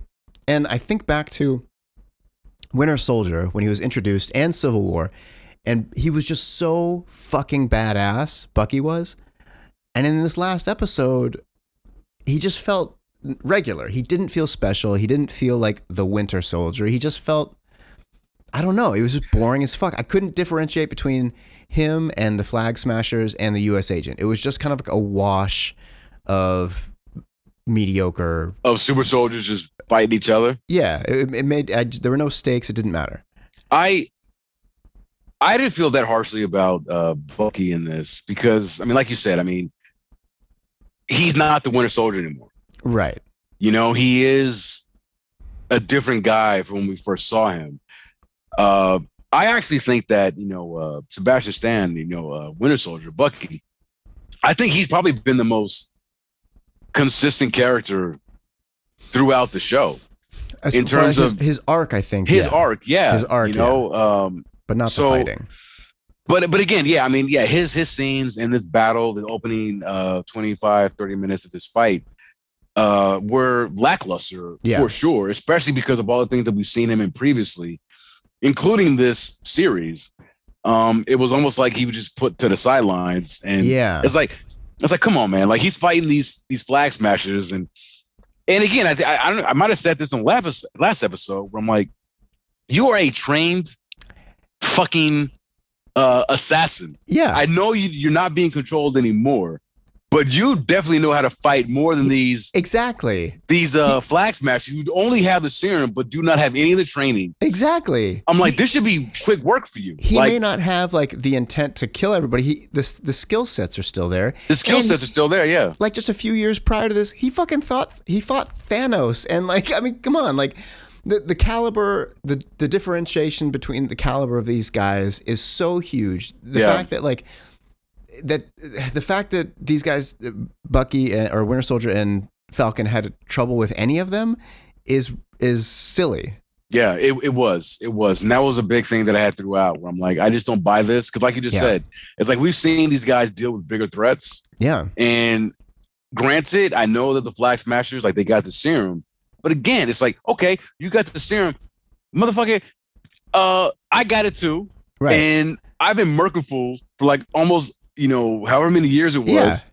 Yeah. And I went through Thanos and his goons. And Winter Soldier, you were nothing to me. Winter Soldier fought Captain America. He fought Black Panther. Like, and he was. It was equal there too. And they stood pat. Yeah, they stood pat with that. Where it's like, and so now you're telling me that now these guys are a threat. It's like, no, I didn't buy it. Yeah, exactly. It's like, no, these fights should be over like that. This should be like a John Wick fight. It's like, no, you think you're good. This serum, yes, you got to pump it through your veins, but you don't know how to fight. You don't know how to fight. And you don't have the experience I have. Like, you're not that guy. Yeah. I'm the one. Like, you're strong and all this, but you know what? So am I, and I got the skill. And again, and that didn't even matter too, because when, what's his name? U.S. Agent, when he was not John Walker, thank you. When he was not a super soldier, he was still fighting with the Flag Smashers, who were super soldiers. Yeah. So it's like they had no kind of concept of or continuity between the power scales. Yeah, the power scales. It was just well, whatever suits the scene, and we'll just go with that. Yeah. So you can't, and it's like, I don't care what movie it is, if you don't, whatever rules you create, you have to obey. You got to be consistent. They are. You just got to be consistent. You got to be consistent. You brought up John Wick, and like I've said this before, but the genius of that series is they don't define the rules. Yeah. So they can constantly alter them, constantly change them, constantly bring in new elements, and you're with it because it's so loosely defined, they just sketch an outline and then you accept it all because they don't base it in reality. Yeah, and because like you said, and they don't base it in reality, and they have not created strict like rules. Yeah. So it could be whatever they want. And you're just like, okay, cool. As long as it's kind of like in line with the vibe, that's what John Wick gets by on, is like they've created an amazing vibe and obviously great choreography and blah, blah, blah, and cool, interesting story. But like, it's just the vibe that you're going with. But in these, they do not do that. They're basing everything in reality and then saying like, yes, but there are like magical moments or magical people. But these two guys, one of them, they're not magical, but they're both like expert superheroes. Yeah. Yeah. And then they're just like, they just didn't care about it. It's odd. I don't know, man. Yeah. It fumbled. It did. I mean, you mentioned, you brought up John Walker a bit ago. So now he's got the serum in him already. So the one thing that I do like about like his fight scenes are that you totally see the dichotomy between how he fights with the shield versus Sam. Because when John Walker is fighting with that shield, like he's using it offensively. Yeah. Like he's using it to like decapitate or to like he uses the shield as like almost a sword. Yeah. But then when you see Sam, he uses, like Captain America did, Steve Rogers, like as a defensive mechanism. That's true. And I thought that was a nice touch that they did. Because I noticed on the second time that I watched, where it's like, when you see John Walker fighting, like he's throwing that thing, trying to lop off heads. Yeah. And he's like stabbing at fools with the shield. Yeah. That's true. But Sam is just like, no, I'm going to use this to, block, defend, and I'll use everything else to combat you. Right. So I did think that was a nice touch. And there's some weird elements, like, there's a part where Falcon is flying and he gets like thrown into like a building or something, and he crashes into it. Again, this doesn't make any sense. He's just a human. He's not a super soldier. He's just a guy.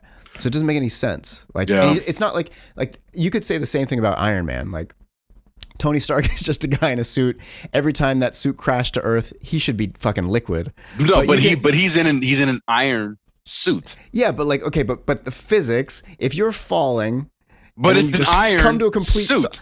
It's an iron suit developed by Stark Industries. It is better than any other type of suit. Come on, brother. Okay, come on. Okay, but again, like the physics don't really matter because it's a magical world. Fine.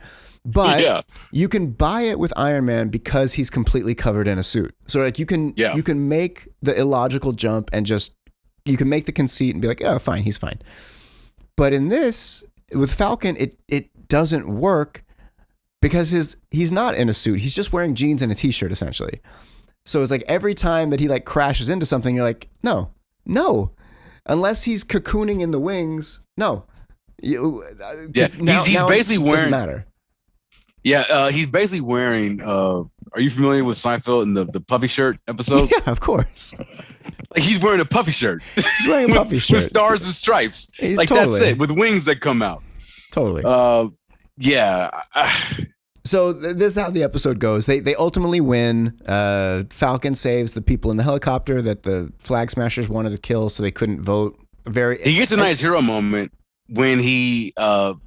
Because Carly tries to tip over that armored car with the senators in it, and nobody can save him. Like John Walker tries to, which again, like, and I'm sure we'll get to him, but it's rushed, but I'm not upset with how they have handled John Walker's character.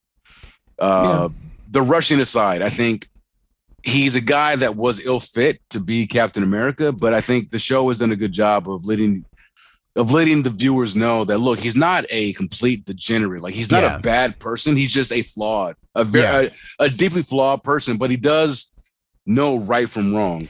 And you're right. And to that point, like they did illustrate that better in this last episode when, he does show up. He has like a homemade Captain America shield that gets destroyed very quickly. And he's like, oh, okay. Which is hilarious. He gets beat to shit like tinfoil. Very funny, yeah.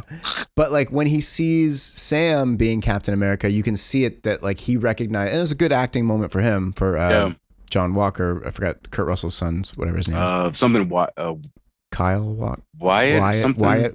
Wyatt Russell. Wyatt Russell. There's a good acting moment for him where like you can see on his face that he realizes that he is unfit to be Captain America, and he can see why. Like he sees it. Like, oh, okay, this is why I'm not Captain America. Right. And I thought that was a good scene where he's trying to, keep that armored car from tipping over. He's just by himself, even with his, super soldier serum. Although I think Captain America probably would have been able to do it. Yeah. But it was, Sam coming in to save the day. Which honestly, now that I think about it, makes less sense. Like, he was so far away too? Shouldn't. But I also think that shouldn't John have been strong enough to lift? Oh no, he got attacked. That's why he couldn't do it. That's right. Yeah, he was down on the ground. He was down on the ground. He was like trying to. He was in the act of pulling it from going over the edge. But then the other random flag smashers attacked him. Okay, and he fell to the ground. So the senators or whomever are in this armored van, and some of them are in this helicopter. They were put there because there was like an attack made on the building they were in an effort to drive them out and get them to be evacuated so that they could attack them in the vehicles they were being evacuated in. Fine. It's a bit of a walk, but great. Yeah. There's a moment where they're all in the vehicle, and then a undercover flag smasher or someone sympathetic to their cause, a guard who has a fucking machine gun on him, like attaches like a thing to lock the doors so you can't open the doors. Right? Yeah. Okay. So he is sympathetic to their. He is either a super soldier flag smasher or he just believes in what they're doing and he wants to kill all these senators. They're all literally sitting in the back of a truck. Why didn't he just shoot them all? He literally had a gun in his hand. They were all sitting there, and instead he was just like, "All right, bye guys," and he closed the door and puts this thing to lock it. It was just because he was around other people that maybe were not sympathetic to the cause. They already established though that like the flag smashers will kill themselves for the cause. That's what I mean by the inconsistency of this shit. But okay, I will defend the show on this point. It's like he was sympathetic to the cause, but not so much into the cause that he's willing to risk his pension and whatever benefits he has from his job. So he's like, look, pension. I'll do what I can. I'd murk these fools, but I got a 401k and I've been putting a lot into it. They've been matching it. They've been probably got doing kids. 80% matching. So he's probably got kids. And look, I'm sympathetic, but at the same time, like I can't just kill all you motherfuckers. My coworkers behind me and I don't want to kill them. So it's like, I'll just, I can let that slide. I don't know that whole like, we got to evacuate them. And then Sam and Bucky being like, no, don't evacuate them. That whole thing, it was just so sloppy. It was. There's just a bunch of this shit it's just lazy writing. It's just sloppy, lazy writing. It feels like, I don't know who they're getting to write this shit, but it just feels like outside of, like I just said, like outside of the initial idea and concept of these shows, they don't have a lot going on. Like they kind of rely on the strength of the goodwill they've built over the last whatever fucking 10 years of this universe. Yeah. And then the acting ability of the main characters. Like that's all they're kind of resting the charisma of the cast. But that's it. It's like your love for them will get you through the fact that the writing isn't that good. It's not horrible, but it's just not that good. I didn't think, I agree. I'm not going to disagree with you. I do think that the writing of the show writ large was good. It's just this final episode. Yeah. Everything just felt, it was just rushed. Yeah. Rushed to the point where it just, I hate to say this and I'm being a little hyperbolic, but in terms of like how a show ends, I was really getting like Game of Thrones vibes. Yeah, absolutely. From this. Absolutely. Such a good, great. Where it was just, they knew that this was the last episode and they were like, we got to wrap all these different plot threads up. And they did so in such rapid fashion. Yeah. That I actually watched it. I woke up my first viewing. I woke up that Friday at like 7:30. First thing I did, I made some coffee and I watched it. And like, I just laughed. Yeah. Throughout most of it. And just how fast things were moving. Exactly. And I was like, whoa, like this show Like, Yeah. you just sped through at least 2 episodes worth of content in the span of one. Yeah. And it's like, I mean, I've been with you up from every episode prior. And it's like, how do you, I mean, we're going to feel a certain way about this. It's like, they just race through things. Yeah.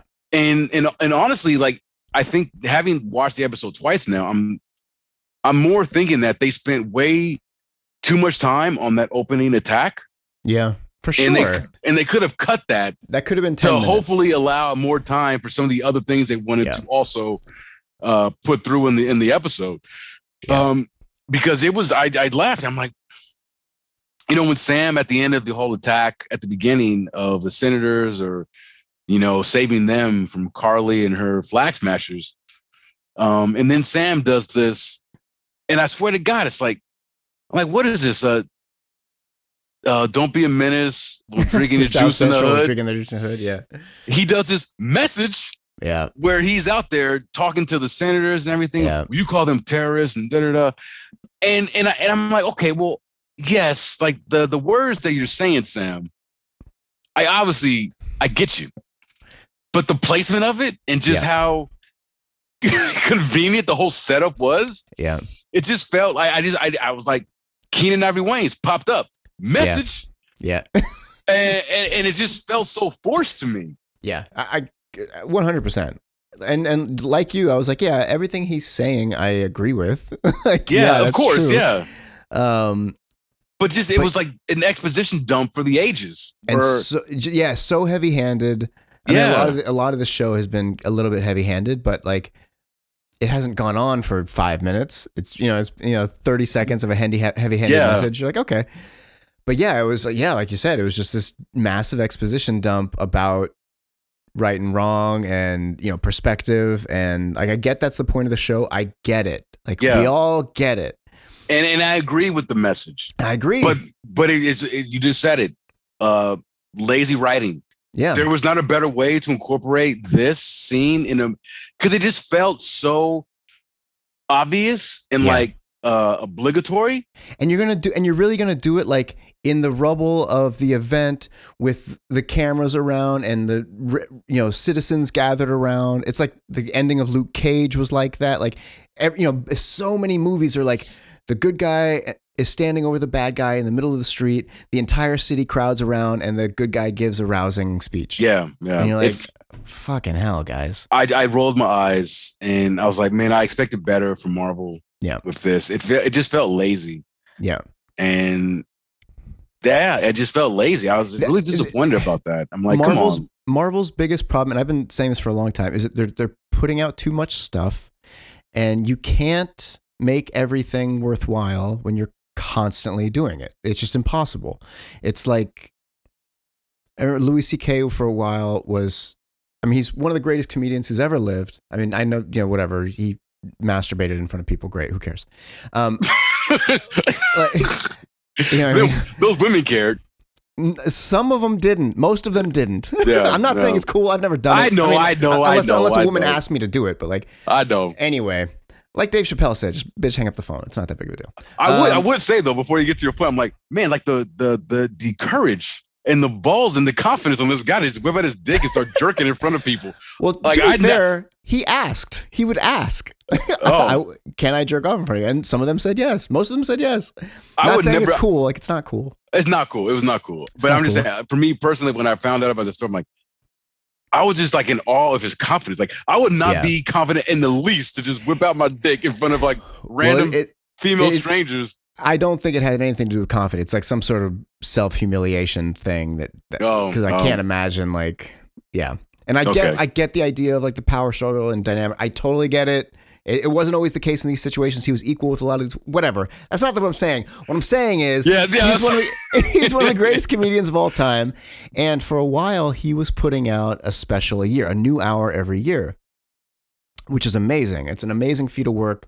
Most people don't do that. Most comedians, it's like 5 years, 10 years. Some comedians, whatever, Jay Leno, Jerry Seinfeld, they come up with an act and they've been doing the same act since the fucking 80s. The same act. Yeah. And there's, add a few new jokes here and there, but that's it. That's their act. That's their set. That's their bread and butter. That's it. So Louis was doing this, putting out a new hour, just fucking every year, just coming with the best stand-up from anybody in the industry every year. And then after a while, I heard him go like he was going to stop doing that. And he was going to take like a few years in between because he realized that after that initial burst of it, when he's putting out content so fast, there's no way to fine tune it. There's no way to make it better. Whatever it is, it's what it is. So you're going to have weak moments. You're going to have very superficial moments. And that's what I feel Marvel has been doing with their output for the last few years, where it's just like just fucking crank this. Let's milk this cow until we can't. So in that, you're going to have some batches that are great, like, Spider-Man Homecoming and whatever, a handful of really great, Civil War and shit like that. Infinity War, Endgame, right. You're going to have these like really strong, powerful moments, but you're going to also have a lot of bullshit. Like, when it came out, I was really into it just because of my excitement that one of my favorite characters had a movie, but Doctor Strange is not very good. And, a lot of these shows aren't very good. I haven't seen Agents of S.H.I.E.L.D., but I hear it's not that great. But okay. Agents of S.H.I.E.L.D. cannot be lumped into what we're talking about. Okay, fine. With the MCU. But then you get Iron Fist, Defenders, the second half of Luke Cage. They can't be lumped in either because that's separate. That is like it's tangentially separate. It's not really separate. Well, no, I mean it's separate in the sense that like the people that were involved with those Netflix shows. And look, Daredevil was great. The first season, most of it. The first season is incredible. Incredible, yeah. But that was done by the TV side, which was sure. I think it was like Jeff Loeb, the guy who was in charge of S.H.I.E.L.D. Right. So I don't compare those shows to what MCU is doing. Movies or TV, but like Disney Plus stuff. Yes, okay, but the amount of things they have in production, but now you can't make that comparison because the people from the MCU movies are now in series. So it is being handled by the same groups. So it's like, okay, so maybe take the Netflix stuff out, but the Disney Plus show is the MCU. It's very game. It's the MCU. Okay, so but they've got like simultaneously, it's like, let's film the Eternals. Let's do Shang-Chi, which I have zero interest in. Let's do all these things back to back. So every month, let's Black Widow and fucking let's go. You're going to miss the point of why you're doing it. You get wrapped up into doing it, and the quality is going to suffer, and it is suffering. Okay. I disagree. You're wrong. I disagree with you. I love you, brother. Now, look, we both have been kind of leveling our criticisms of this episode. Yeah. And I have a lot, and I still have some I haven't gotten to yet. But as much as we're criticizing, at least for me, as I'm criticizing this final episode, the show was still good.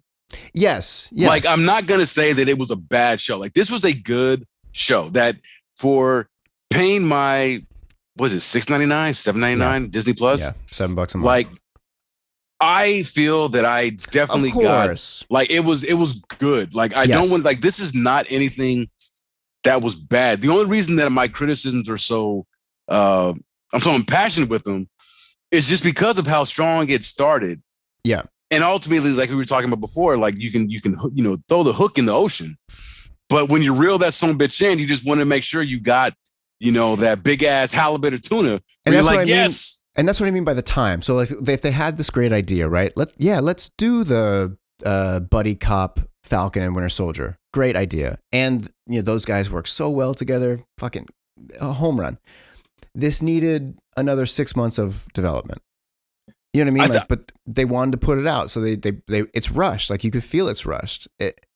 They have a great plan for the first 2 episodes, and then it's just like, oh fuck, we gotta finish it now. WandaVision, same thing.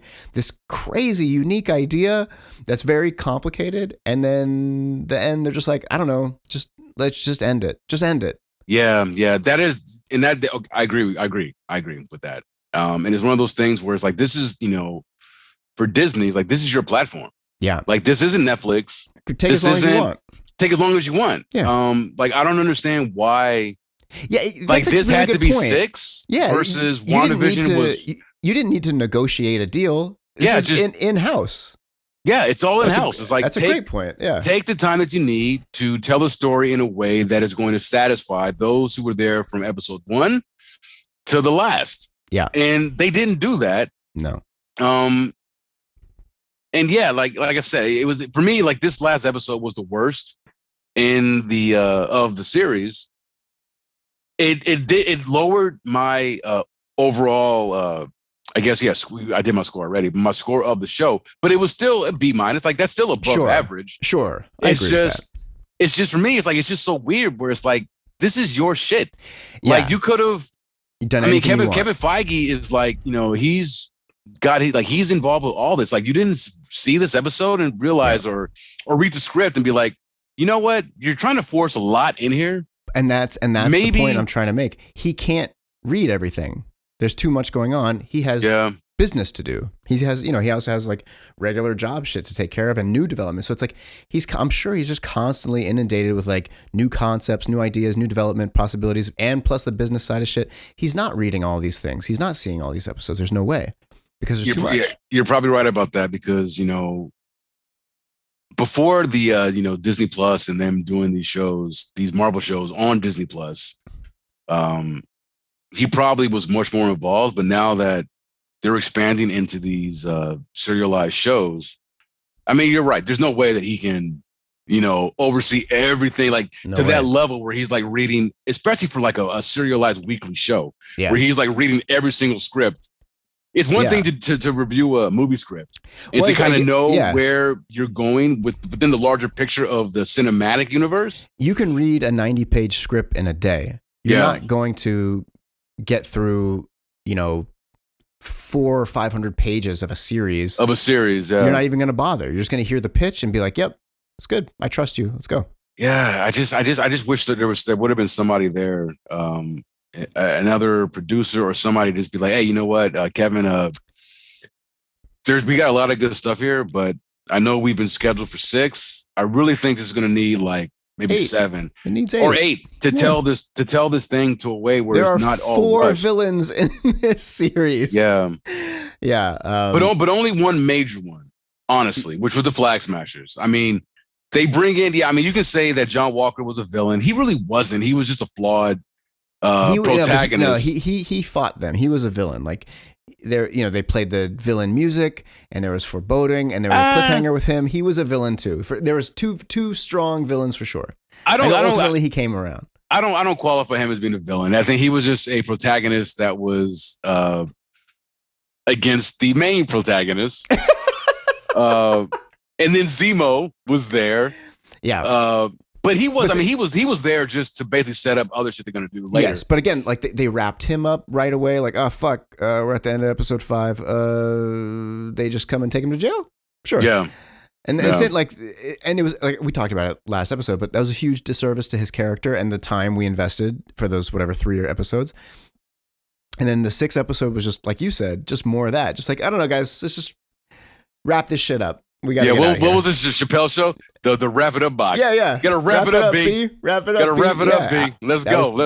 We got Loki on deck. It's like you're golfing. It's like you're golfing, and like you're stuck in a hole, and Loki's like, "Hey, motherfuckers! Like I'm coming up, man. Y'all gotta wrap this thing up. Let me play through. Yeah. Let's go. Let me play through." Yeah, absolutely. And that's exactly it. It's like we got Loki coming next month, so we need. They're doing about 3 to 4 weeks between series. Like, okay, this has to be done. People have to be over it. So that way there's enough momentum and energy to build to the next thing. Because if it's too close, they won't watch it. If it's too far, they won't care. So we have to, this month in between, all right, let's do it. Yeah. And then by the time Loki ends, the Black Widow movie will come out, and then fucking Shang-Chi, which looks terrible. And then I think it looks good. Now, you all right, so let me say I am looking forward to Shang-Chi. I am not. So for me, like the actor, the guy who I guess is playing the titular character. Now look, you know this for me. Like I'm a big Marvel guy, been collecting these comic books since I was fucking like 6 years old. I know of Shang-Chi, never read a comic book with him in it, I don't think. And if I did, he was like a guest star in something. Yeah. But again, I still have faith. And like Marvel, the MCU gets the benefit of the doubt for me always. But the guy who's playing Shang-Chi is an actor, and I feel bad I don't know his name, but I know him from this show called Kim's Convenience. Okay. It's on Netflix, but it was like a Canadian show about Korean immigrants, or the you know, the patriarchs, the mom and dad, and then their kids. They're in Toronto, and they have the convenience store. And the oldest son is the guy playing Shang-Chi. Okay. And he's fucking great. Like, he was great in that show. And when I saw when I saw the trailer, I'm like, oh my God, that's the dude from Kim's Convenience. I was so happy for him because, like I said, he's a very charismatic dude. I don't know his name. I feel bad for that.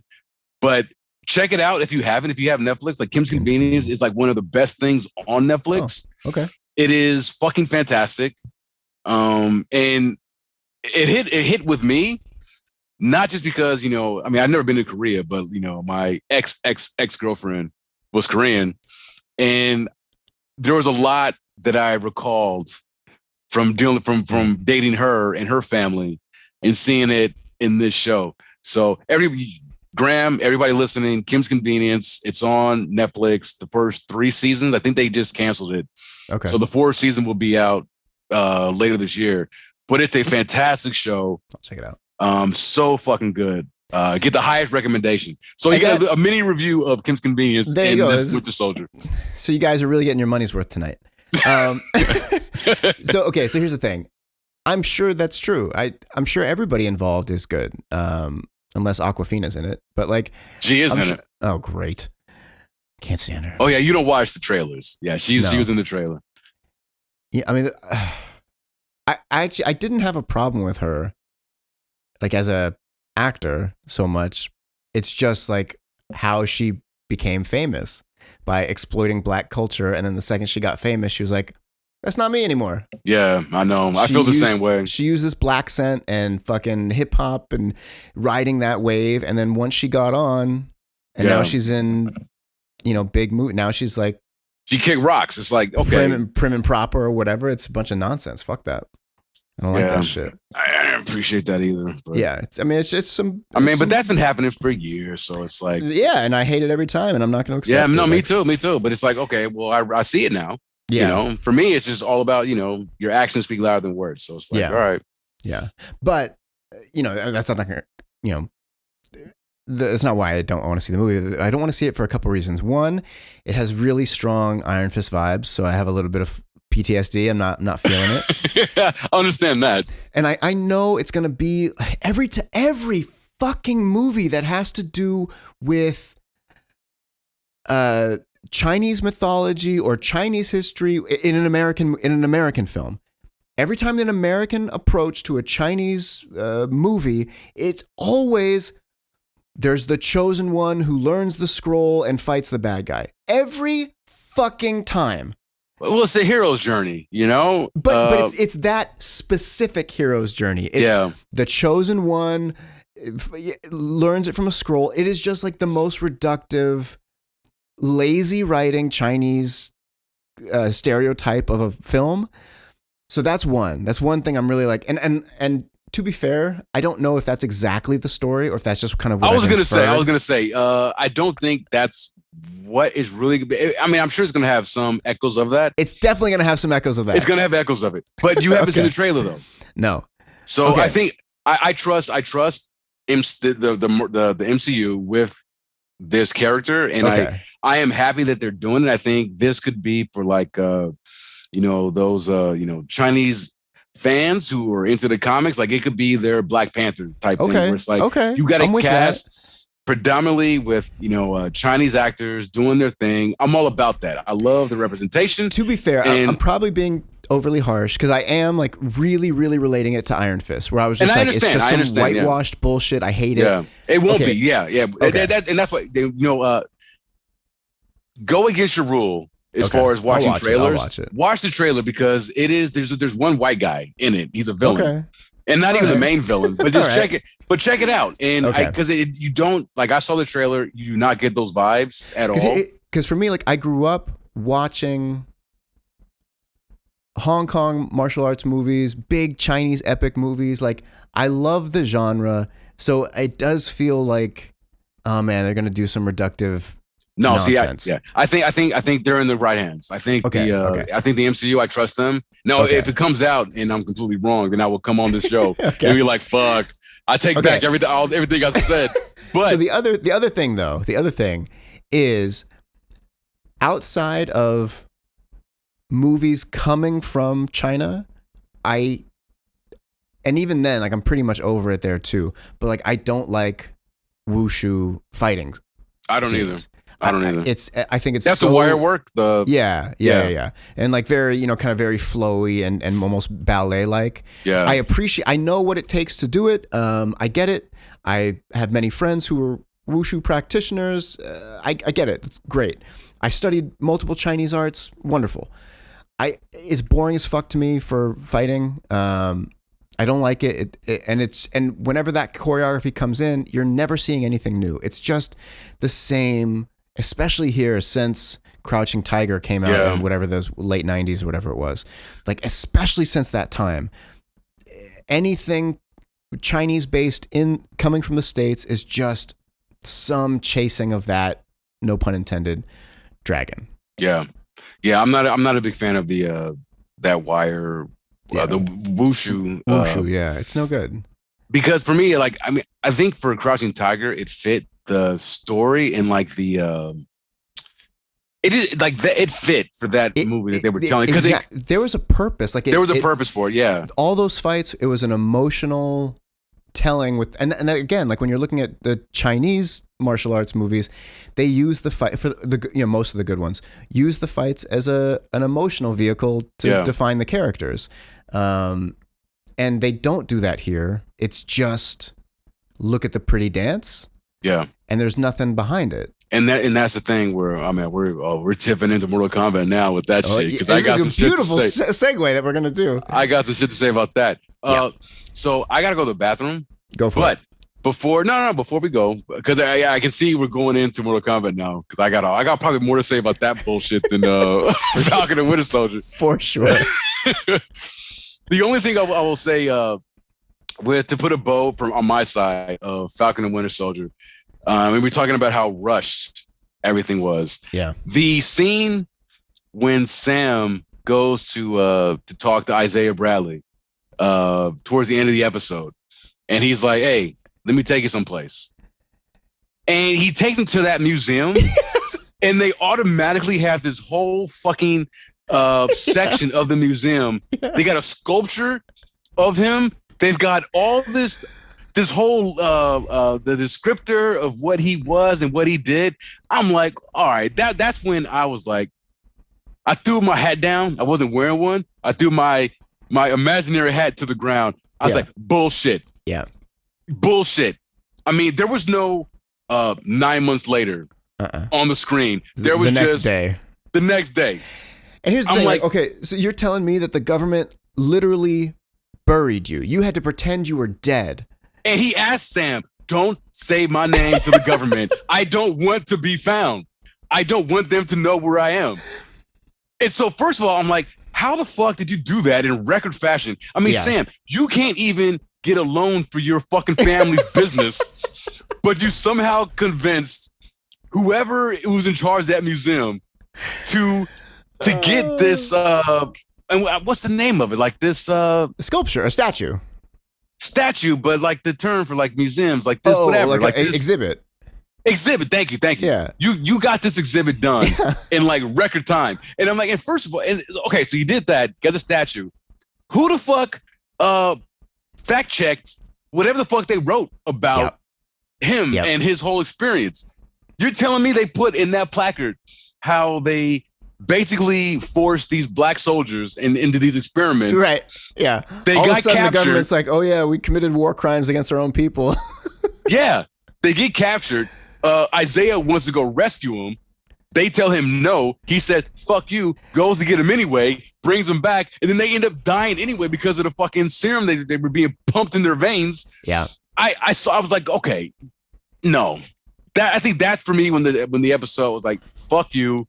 This is bullshit. Yeah. There ain't no way in hell this should happen this fast. Yeah. And it went back to my whole point about all of this went so fucking fast. Yeah. And it's like we got to button up Isaiah. We got to button up Bucky with his Asian friend who son he killed, which they just throw away too. Like there was no repercussion other than he's not going to go back to that sushi restaurant ever again. Exactly. No time to breathe. Like that's that should have been a powerful moment. And I give the show credit that he did go and he sat down with the old man. He said, "Look, I was the one who killed your son." And he kind of looks at him like, I forget what he said, like why or whatever. Yeah. And he's like, "It wasn't me, or it wasn't whatever." Yeah. And then boom, we're done. That's it. We're out of there. Yeah. I'm like, what? And by the way, that was a thread that started in the first episode that was looming over him the entire time.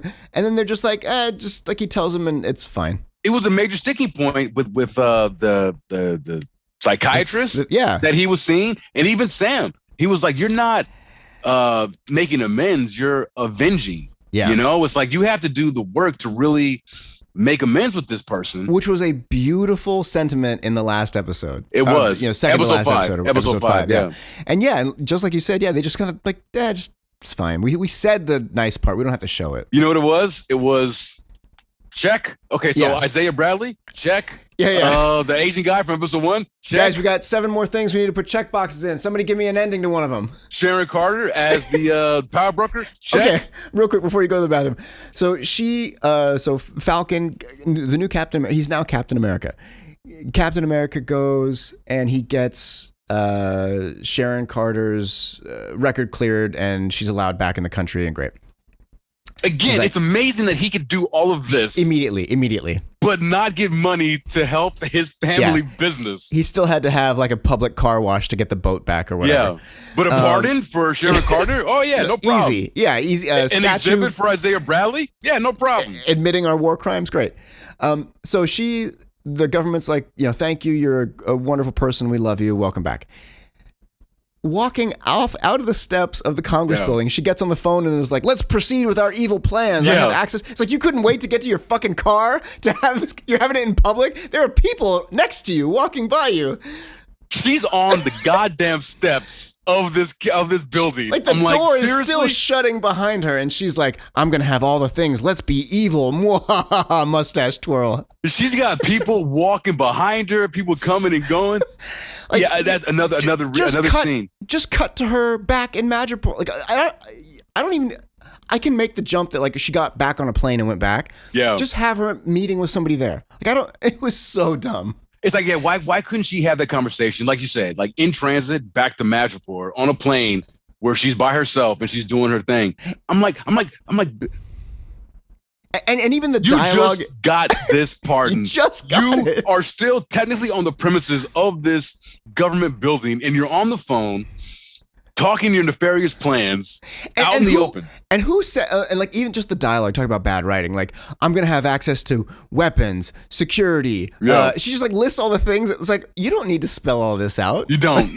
It's just so dumb. You don't. Lazy writing. It was just very bad. Okay, I'm going to watch this trailer while you go to the restroom. Okay. All right. Do you have it queued up? I got it ready to go. I'm starting in 3, 2, 1. Ladies and gentlemen, I'm going to take a piss. All right, so we're starting this Shang-Chi trailer. Just started. Marvel Shang-Chi official trailer 2021. So again, you're seeing, he punches a wooden post that had a fist mark in it, like it's been used for hand conditioning. He's doing push-ups. So now I guess it's showing he's like a valet. Oh yeah, there's Aquafina. There she goes. So the training. I mean, okay, there's some. I don't know. I don't know. So there's the kind of typical Shaolin type training you've seen, breaking wood over you and.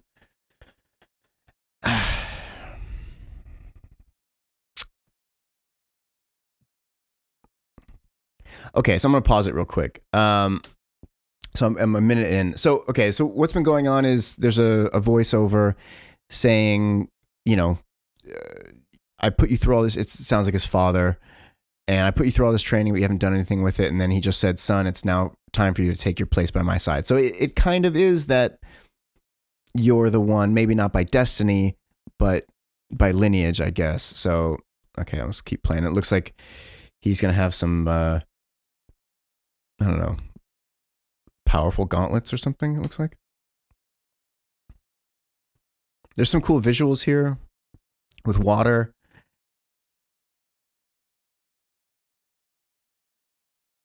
I mean, there might be some good fighting. I don't know. Here's some Crouching Tiger type stuff in there. It's probably flashback stuff, I'm guessing.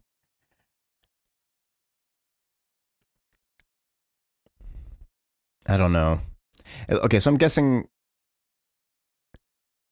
the period stuff is flashback. Oh, fancy kung fu stance. I guess there's a little PS after the title. Legend of the Ten Rings.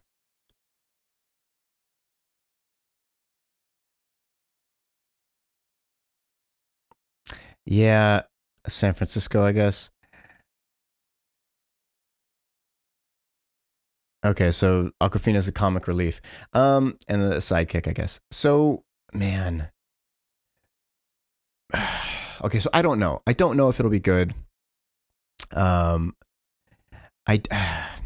My gut tells me it's not going to be. It just feels kind of bland and derivative for, a lot of the reasons I just went over with Bryan, but I just don't know.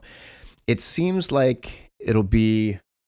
Are you back? Are you done? Yeah. So I just finished it. So, I'm not impressed. It's hard to tell from a trailer. Well, you're not easily impressed, but true. But I will say, look, I mean, trailers. I mean, well, I was gonna make an excuse for a trailer that is created to make you impressed. Yeah, see, that's what I mean. Like, the purpose of the trailer is to get me interested, and I'll say, like, it looks pretty. Like, it looks pretty for sure. Yeah. The fighting looked fast, which I appreciate. Aquafina's comic relief is going to really grate on my nerves. Yeah, I think me too. Yeah. And I don't know. So it may not be like he's the one through destiny, but the VO is saying that, like, his father is like, now you have to take your place by my side or take your place in chair. So there is like that lineage destiny. There's a lineage. Thing. Yeah. No. I don't know. I don't know. No, and that's a fine place to be, because honestly, like, I don't know either. Yeah. Like I said before, like, I give, Marvel the benefit of the doubt. Sure. With this stuff, and just seeing how they handle it will definitely be better than Iron Fist. Yeah, for sure. Yeah, you're right. I mean, me and you talking right now was better than Iron Fist. Yeah. I can feel, like, just watching it, like, I'm feeling anger from Iron Fist, like being forced to watch whatever 10 hours of Iron Fist plus the Defenders, which was also terrible, and basically Iron Fist 2. Like, yeah, I think I'm being unfair because I don't think I'm able to separate the two. And I understand. Yeah. Trust me, I do. It's I mean, you got some PTSD with having seen Iron Fist, and I get it, man. I didn't even finish the second season of Iron Fist. I think I got like 3 episodes in, and I just called it quits. I'm like, nah. There were 2 seasons of Iron Fist? I think so. Weren't there? I thought it was Iron Fist and then the Defenders. I think they gave him a second season. Holy shit. Did they really? Yeah. Oh, man. Okay, well, speaking of martial arts. So what, before we get to that, what would you rate Falcon and the Winter Soldier overall? Like on 1 to 10? I mean, 1 to 10, or like if you want to give a grade, like I gave a B-. Like, yeah, I think a B-, or like somewhere between a B- and a C+, which I don't think is bad. I don't think it's bad. It's totally enjoyable to watch, and for the first, let's say, 4 episodes, I think you'll have a great time. The 5th episode starts to dip, and the 6th episode is not. It's not good. Yeah, it's not awful. It's just not good. So yeah, I think a B is fine. B- seems right. Yeah, B-, C+ seems to be about what I would say. Which is okay. Like, in the world where, like, everything is hyperbole and false equivalency, I'm okay with saying, like, something is good, not great. Like, it. No, me too. It's not offensively bad. It's not Iron Fist. It's not like that. It's not. Yeah. Hey, look, if a C is average, a C+ is slightly above average. For sure. And that's not bad. I made a career of high school and college getting C's. And look at me now, son. Exactly. You know, I'm Your right own here podcast talking to you. with 4 listeners. We're on it. Yeah. I agree. It's not bad, I think. And if you like those characters of Falcon and the Winter Soldier, I think, again, aside from the last episode, you'll enjoy the series. Yeah. Absolutely. And I will say they're really good together. They are. And I will say, their chemistry is great. And the best thing about the show, honestly, in my opinion, is, 2 things. I got over my hatred of Anthony Mackie, looking like my ex-brother-in-law. Yeah. And I love the arc of, Bucky, Winter Soldier, and Sam. And how by the end of this series, they're actually friends. Yeah. And I like that because Me too. I'm a softie like that. Like I love relationships and just that friendship. That's the buddy cop model. Yeah, that's us, man. Riggs and Murtaugh or whatever. Like it's a winning model, and I love it. Oh, so I'm Captain America and you're Winter Soldier. I'll take it. Yeah, and you got that dope ass fucking cybernetic arm, and you got the serum. That's right. And you just got a whack ass suit. Yeah, but I got that shield, son. And you can get museum exhibits made like that. like that. I'm gonna make one for you. Yeah, thank you, man. I appreciate it. You get an exhibit. Your mom gets an exhibit. Your sister gets an exhibit. Everybody gets an exhibit. Oh, so that brings us into the other thing that came out last week, which was, for some reason, they made another Mortal Kombat movie. So everybody was very hyped for it. And I'll say, like, I saw the trailer just because I didn't care about the movie. Oh, you actually saw this trailer? So I did see this trailer, and I was like, oh, I'll watch it. I don't give a shit about this movie. Even if I watch it, I don't care. So I did watch it, and I thought, what I thought from the trailer is basically what I got. I thought there are some cool visuals, and that's pretty much what I'll get from the movie, which is what I got from the movie. Yeah. I'll say right off the bat, top to bottom, some of the worst dialogue I've ever heard, ever. Like, it makes the writing from this last episode of Falcon and Winter Soldier look like, I don't know, Shawshank Redemption or something. Yeah. So, if it's okay with you, go for it. I'm going to read the first couple bullet points of my notes. All right. The first 10 minutes were pretty damn great. Better than expected. It all went downhill after that. Poor martial arts choreography. Yeah. Like, how can this be in 2021 with movies like The Raid, John Wick, Atomic Blonde, Daredevil? There's no excuse for poor fight choreography, especially for an IP built around it. Thank you. And the last bullet point that I put, the opening 15 minutes. So I bought the latest Mortal Kombat video game. Mm-hmm, they had a sale. They had a sale because I guess, the game or the movie came out. So I got it. It was on sale on Steam for like $15. Yeah. And we'll get into this. I'm gonna get into it with you, later. But like I played the last 3 Mortal Kombat games, 9, 10, and I'm playing 11 now. Very good games. NetherRealm is a great studio with what they do. Like, their thing, they do better than most. Yep. So this bullet point, the opening 15 minutes of Mortal Kombat 11 story mode trumped the movie in every way. Voice acting, motion capture performance, fight choreography, everything. Yeah. And that's when I was like, and I played the game after I saw the movie. And I was like, fuck you. No excuse. No excuse. I no agree. excuse. I haven't played 11, but I played 10 and 9. And 10, what sticks out in my head the most, is so good, so engaging, so fun, like a story that actually makes sense and matters. And yeah, I kept comparing it to the game. Yeah. Like, how can the current iteration of this IP be so strong and this be so bad? This is barely better than the original Mortal Kombat movie. I think you were actually throwing shade at the original 1995 Mortal Kombat. I will hold that this is better than 95. I do not. Just barely. I don't. Wow. I think that this movie, and look, I'm not a hardcore Mortal Kombat fan. I mean, I grew up. I was always like, I mean, I grew up with this franchise. Yeah. I was always but more of a Street Fighter guy.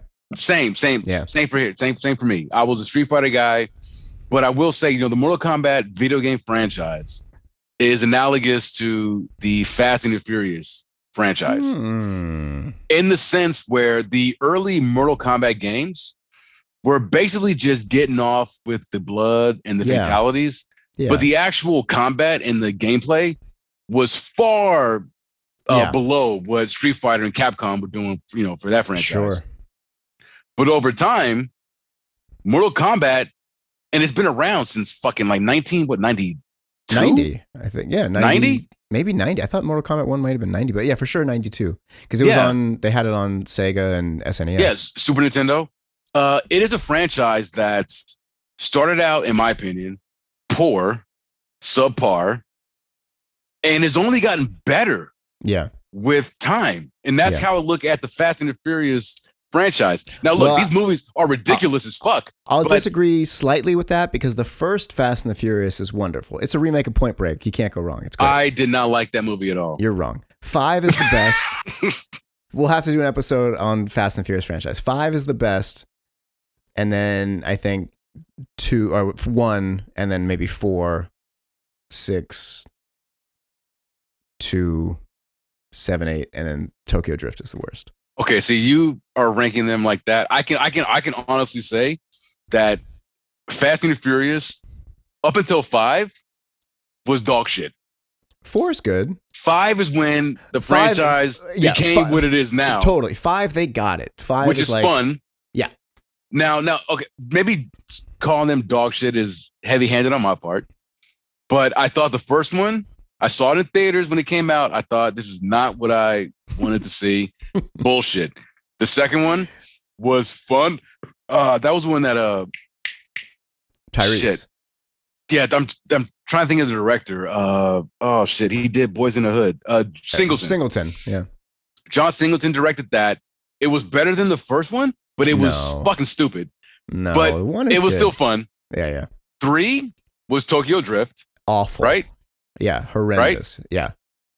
4 is when they brought back most of the original or all the original cast. Yeah, everybody was back. And then that's when, from 4 to 5 to where we are now. Was when and 4 is good, but it's very serious. But like you said, 5 is okay, so I'm taking it back. So 4 was the one that basically kind of reset everything. Yeah, it didn't reset it, but it brought back all the characters from the first one. Yeah, that you cared about. And then 5 is flawless for anybody. Let's for sure, because the new one's coming out soon. But let's for sure do an episode on Fast and Furious. But for anybody listening, if you want like a perfect action movie, you can put it up there with. I mean, it's not Die Hard, but you can put it in. I was about to say, you better bite your tongue, son. It's not Die Hard, it's not Predator, but you can put it in the caliber of a fucking, in its own right, a flawless action movie, like a Lethal Weapon or a Die Hard or a Predator or whatever. Fast and Furious 5 is top to bottom fucking ridiculous, unbelievable entertainment. I had no idea you felt this way about. I love that movie. Dear listeners, this is news to me. I had no idea that Graham liked Fast and Furious 5 to this degree, and I liked it myself. So I don't want to come across like I'm attacking you. Oh yeah, I just didn't know you liked it this much. Don't get me. Oh, I love that movie. Don't get me wrong. It is nowhere near Die Hard, Predator, Lethal Weapon. Please, nowhere near. Okay. Nowhere near. You can't fuck with the 80s in any respect when it comes to the action movies. You just can't. Fuck the 80s. You can't fuck with the mid 2000s with the Raid and the Raid 2. And I know they're different movies. They're different movies. Count. Martial arts movies doesn't count. Yeah. Well, now the Fast and Furious movies don't even bother with cars. Anyway, back to Mortal Kombat. So I get what you're saying. Yes, Mortal Kombat has gotten better with time. It has. The video game has. And I've marveled at it. Because I played 9, 10. I'm playing 11. It's fucking so good. And as a game developer myself, I really do. I appreciate NetherRealm, the development studio. They took a chance. They tried something new. Well, they took a chance, but their games are so flush with content. They have a tutorial, and I'm doing AEW's game now, but prior to that, working on the WWE franchise, I wasn't the only one, but I was a big proponent of doing a tutorial something to give people a mode where people can kind of get ingratiated with the gameplay. Never really got there. We had like, half of what I wanted. But like the last 3 Mortal Kombat games that I've played, like they've got these deep tutorials where they get into like frame. There's a tutorial about counting frames. Yeah. And frame data. And, attacks that, when an attack starts here at the start, it can't be interrupted, but here, And I'm like, and this is just a tutorial. Yeah. I just, like, NetherRealm's on a whole other level, and respect to them. The way they make these games, like most fighting games, if anybody doesn't know, like most fighting games is there's essentially a character select screen and you both pick a character and then the match starts and you fight. And maybe like if you're playing story mode, it's that same model. You just pick one character to start, and then after you win a fight, there might be a little cutscene. Usually that's how it goes. With these games, I think it started with 9. It did. There's no character select screen. You just start as a character and there's a little story, like a cinematic that brings you into it. And then in the cutscene, the cutscene will end with you getting into a fight with whomever is in front of you. Yeah. And then when you win, it ends with the completion of that cutscene of you winning the fight. And then you continue on your path, like in this story that you're not controlling. It's just on rails. And then you'll maybe do it like about 2 fights per character or something like that. Yeah, yeah. And then it'll switch you to a new character. Character. And then you'll be on their journey for a little bit. And it's so engaging. It's so fun. And it's seamless. Those transitions from the cinematic to the gameplay. Yeah. Is flawless. Yeah. And flawless. Yeah. And like the animation, like the facial animation, the motion capture is so good. It's so fucking solid. Yeah. And the gameplay is great. It is. It's like the Mortal Kombat you play in 2021, the last couple years, whatever, a far cry from my first time playing Mortal Kombat at the arcade. Yeah. So props to them. So just all of that to say that with the current video game and what they've been doing with their story, and the fact that the last good air quotations Mortal Kombat movie came out in 1995 without an R rating. Yeah. It was PG-13. It didn't have the budget anywhere close to what this latest Mortal Kombat has. It is a slap in the face. And honestly, it's just like how the fuck do you whiff on this? The easiest fucking concept. Here's the other problem. Okay, the biggest problem with this movie. Okay, so let's just give a quick outline. It starts with like a period piece set where Scorpion, you don't know it's Scorpion. Yeah. He's in like a small Japanese village with his wife and kid. Takes place in the 1600s, like mid 1600s. Feudal Japan. Yeah, Sub-Zero comes in with his gang and they kill everybody. And then he kills Scorpion as well. Great. And his family. His family. Wife. He kills everybody. His kid. Yeah. Except one baby survives because they hid it under the floorboards. Then it cuts to whatever 500 years later. Which is the best part of the movie. I mean, I mentioned that in my notes. I don't know if you agreed, but 100%. I thought the opening was great. When it started, I was like, this is going to be a fantastic movie. Me too. That's what I thought. And your hopes are immediately dashed with the next scene when you're like in an MMA gym and everything looks cheap. Like the opening scene looks good too. It's shot well. It's clean. It looks so fucking good. The fighting is great in that scene. And to be fair, like those 2 actors are martial artists, so it looks good. Then it cuts to, like I just said, like it's a bullshit, like he's the chosen one storyline. Cuts right in. And he's like a washed up MMA fighter in like just some gym where they have fights and he gets paid $300 or something to lose fights and it's just like the most just obvious, reductive. It's so bad. So ultimately he is a descendant of Scorpion and you don't know it's Scorpion in the beginning, the actor who dies, the Japanese actor who dies. He was in like Last Samurai. He's wonderful. But they I mean, they kind of allude to the fact they that show it is him. They show the kunai. The kunai, he's got the weapon. It was like, oh, okay. Yeah. So anyway, ultimately, like, this guy, I don't even remember his name. I got his name because I had to remember it too. I had that. That was honestly one of the reasons why I had to take notes. I'm like, who the fuck was that? Yeah. Cole Young. Cole Young. Cole Young. First of all, for any aspiring writer or director, don't name a character Cole. It sounds fake. I know people are named Cole, but like, don't do it.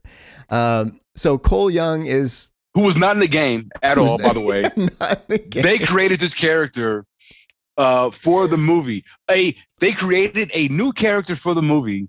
There are in like a franchise that has at least characters. 70 characters. Yeah, but they have to create a new character. So yeah, I'm sorry to interrupt. Go ahead. No. Please do. So Cole Young has a mark, which is it's just the Mortal Kombat logo. It's like, why give these guys these marks? Yeah. It's so dumb. So he has this mark that says that he has to be one of Earth's defenders. Champions. And Jax, who doesn't have Jax metal arms yet, he's just like a buff military guy. Military dude, yeah. Special Forces. Finds him, Special Forces, classic. Finds him, and like Sub-Zero starts trying to kill him because he wants to kill Scorpion's line for whatever reason. I don't know why he waited so long. And then Jax fights him, gets his arms ripped off, which that sequence, that fight between Sub-Zero and Jax, not the greatest fight, but it has cool visuals. It has that amazing scene where Jax fires the gun right in Sub-Zero's face, and Sub-Zero freezes the bullets. Yeah. You see the fire freeze. It's fucking gorgeous. It was in the trailer. It was in the trailer. Yeah. So if you've seen the trailer, you've seen all the good parts. You saw the best part. Yeah. He freezes Jax's arms. I hate to interrupt you. No, please. So you're talking about this fight with Jax and Sub-Zero. And so Jax, he actually intercepts Cole before everything goes down. Because Cole's having dinner with his family. He's got a wife and a kid. Right. And Sub-Zero comes because you can see everything getting frosty, right?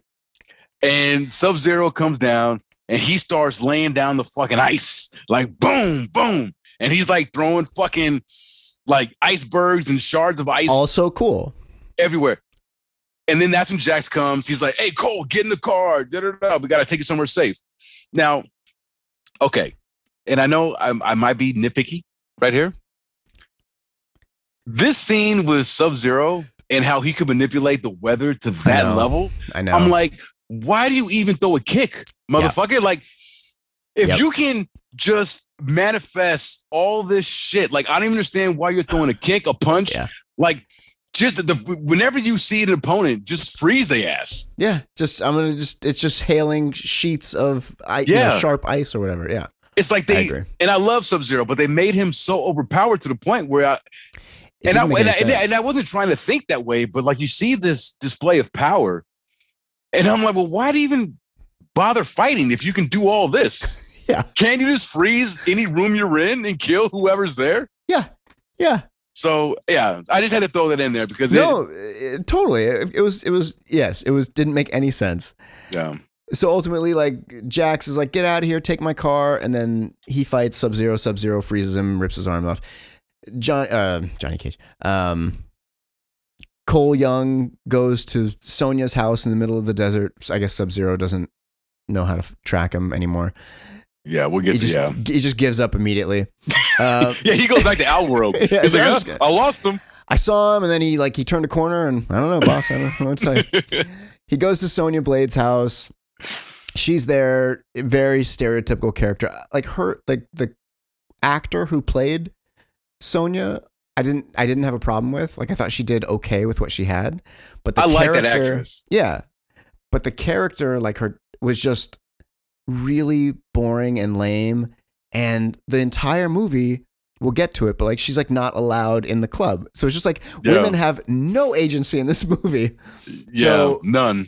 He shows up and he's like, I'm sent by Jax, and then Kano is there chained up because in the games, like the backstory is that Sonya and Kano are like rivals and she's always hunting him, and okay.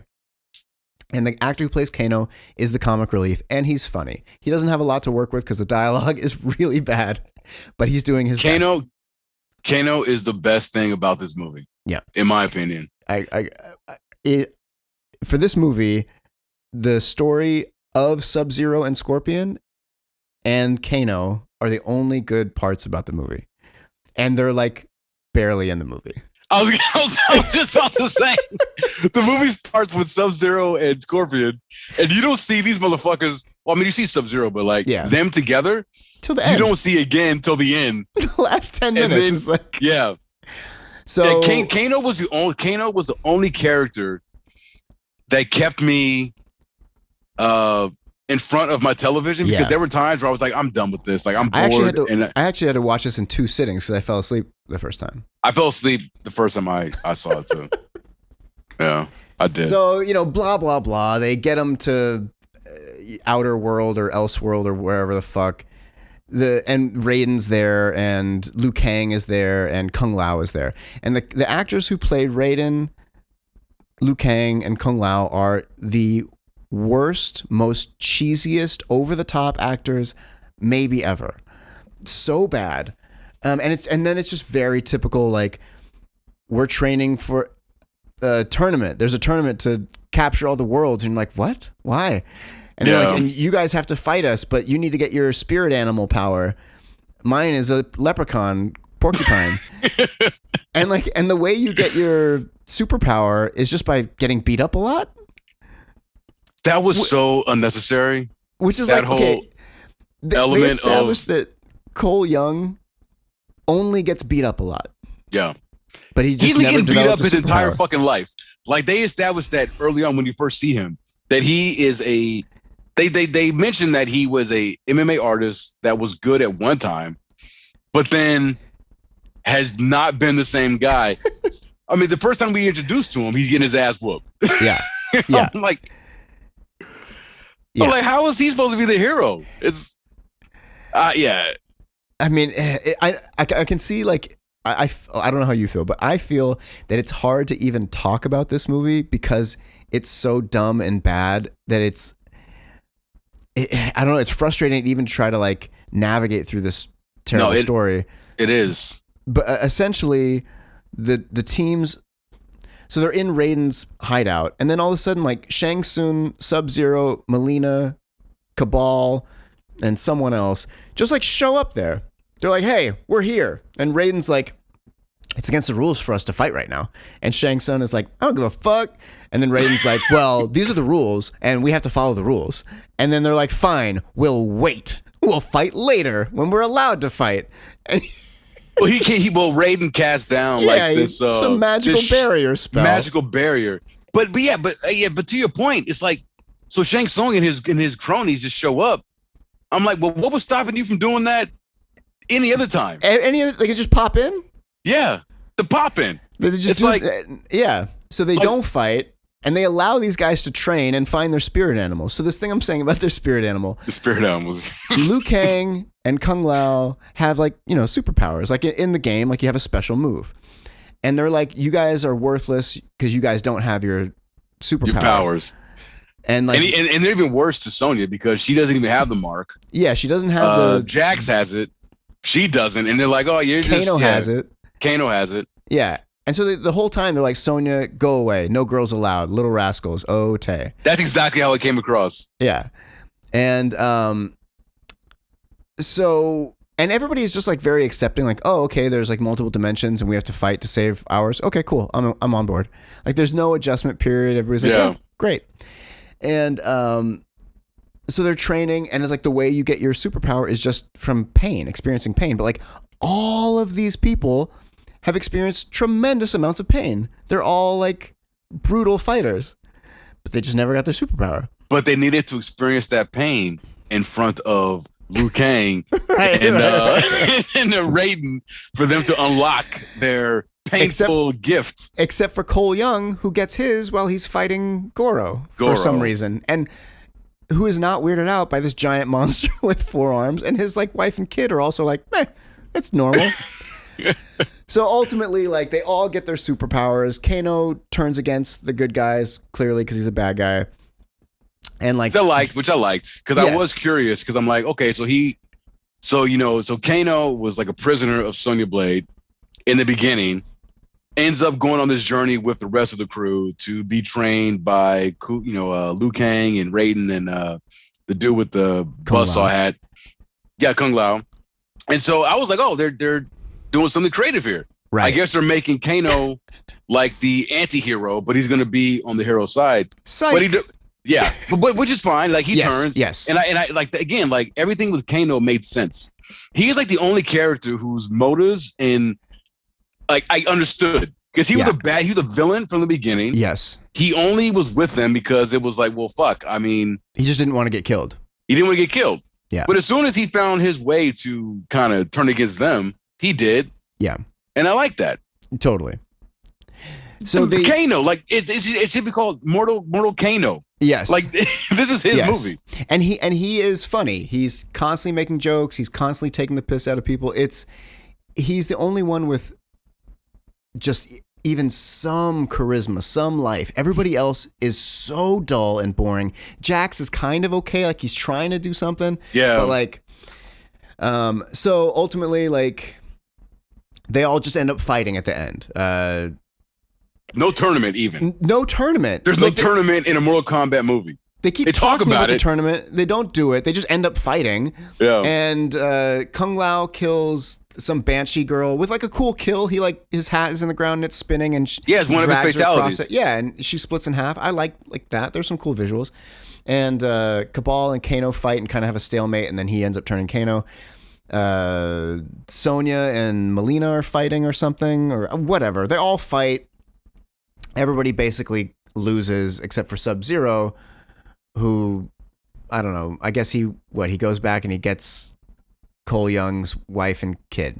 Yeah, and he freezes them. He freezes. Yeah, he doesn't kill them. Yeah, I'm like, you just established in the fucking beginning of this movie that he killed Scorpion's family, his wife and his son, by freezing them. Yeah. He used his powers and froze them some bitches. They were dead.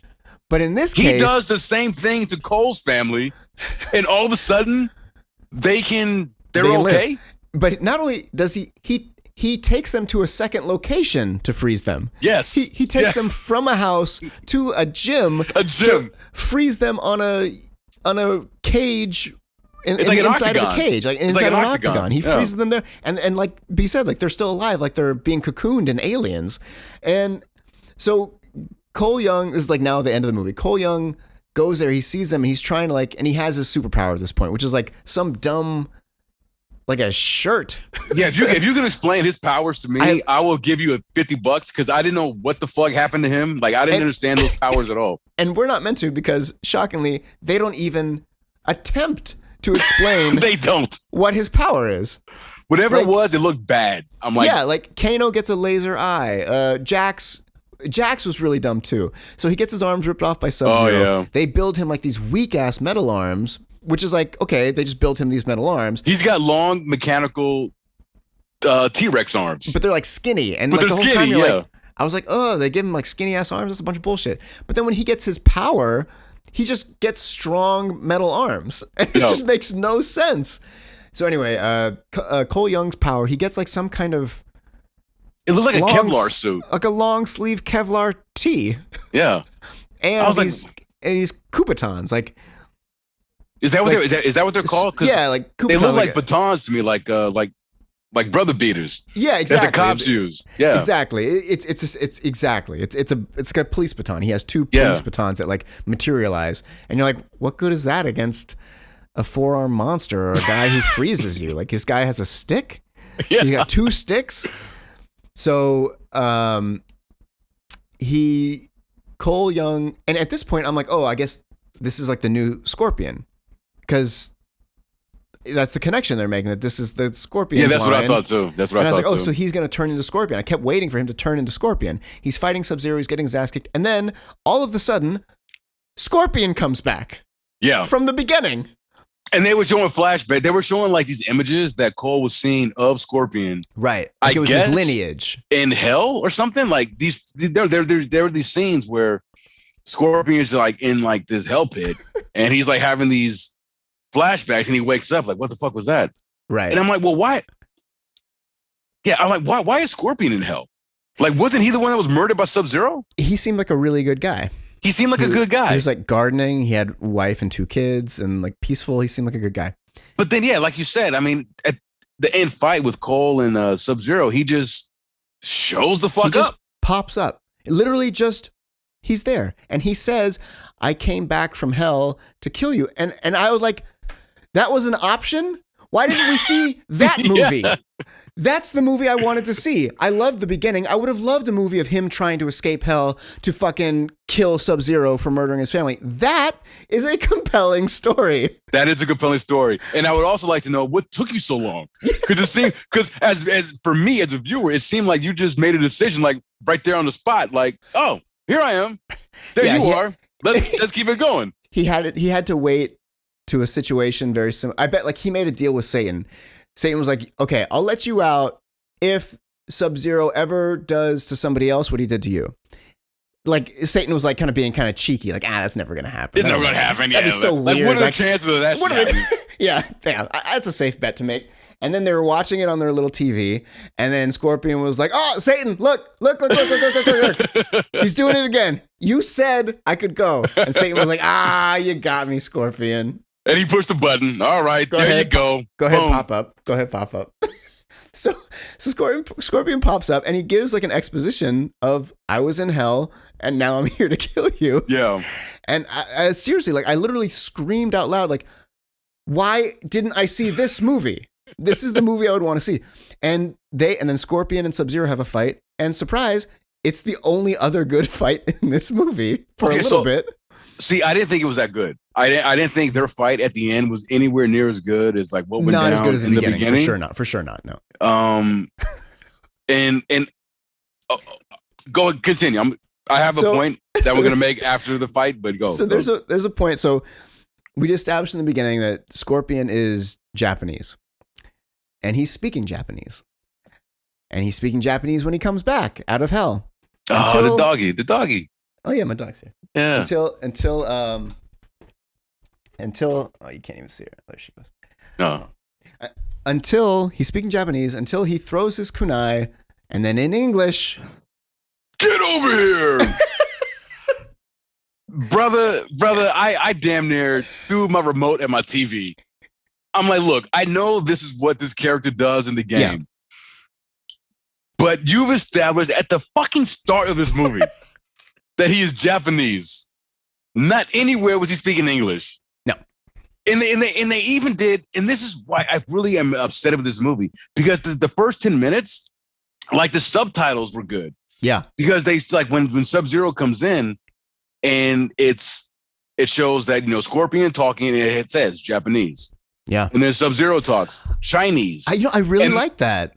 I like that too. I thought that was cool. I thought that was great. So it's like one of those things where it's like, okay, and Scorpion knew Chinese a little bit. Right. But his wife and kid didn't. So it's like he's saying these things to them, and it was like one of those things like, oh, I like this. This is a nice touch. Totally. And then fast forward way to the end, this third act where they're confronted again with each other, and they threw in the get over here, and it wasn't even his fucking voice. Yeah. I'm like, come on. Yeah. Okay, so there's also a scene, and you're right, like the second fight scene with them isn't that great, but in comparison, it looks like martial artists doing a choreography again.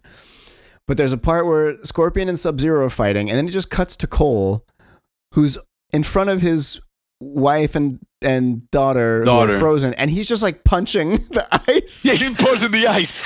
And arguably, these two have been completely frozen for an hour? They've been there for a while. At least. They've been frozen. Like by the time Cole got there, they were already frozen. They were already frozen. And again, they were in a house in the middle of the desert. Sub-Zero had to take them from that house to this UFC gym, put them up in the thing, then freeze them against the fence. And who knows how long it took Cole to get there. I don't even remember how he figured out to go there. I don't even remember. So they cut to Cole, and he's just like punching the ice. And he's not getting I'm like, you still suck. Even with the powers, you still suck. You can't even free your family, dog. It's like, you were the worst protagonist fucking ever. Awful. I'm like, where's Johnny Cage? Where is Johnny Cage? Well, we'll find out at the end. Yeah. So ultimately, it takes both Scorpion and Cole Young to defeat Sub-Zero. And they do, and then it becomes a really just awful fight. It's really bad, really sloppy. And then the whole time I was like, man, I really fucking hope. All I wanted to see was like, I really hope Scorpion rips his mask off and he has a skull face and he sets Sub-Zero on fire. Yeah, I really wanted that to happen. And then I was sadly disappointed when they did that, and it just looked awful. Awful, yeah. It looks so bad. Yeah. And then it ends, and Scorpion just goes away, goes back to hell, I guess. And then everything's fine. And then he tells the promoter who would like book him for these $200 take a dive fights, I'm not doing that anymore. Yeah. I'm going to Hollywood. I'm going to Hollywood. And then they pan over to a poster on the wall that is like Johnny Cage in Hollywood or whatever. And there's like, oh, he's going to see Johnny Cage in part 2. It was bad. It was so bullshit. It was so much bullshit. Bad. I couldn't. I was so, and look, I mean, there are people on my Twitter timeline, like friends of mine. Yeah. Who have, put out tweets about, oh, I liked it. It was this, that, and the other, da-da-da. And I'm like, now, granted, I am not the biggest Mortal Kombat fan. I'm not. I kind of dip in and dip out when a new game comes out that's good. Yeah. I'll try it out. Like I said, I'm enjoying Mortal Kombat 11. Like, it's fucking dope. But I don't have like this deep appreciation for the lore. But I do know that the one thing, like, if you're gonna make a Mortal Kombat movie in 2021, and you were given the R rating. And we didn't even talk about how bloodless this movie is. Yeah. Like, I think a lot of people came into this movie thinking, oh, we're finally going to get that Mortal Kombat movie that we've all been clamoring for. The blood, the gore, da-da-da. And look, it's in here. Yes, there is some. But it is so conservative, the fatalities and like the bloodletting, where it was almost like, well, what was even the fucking point? Yeah.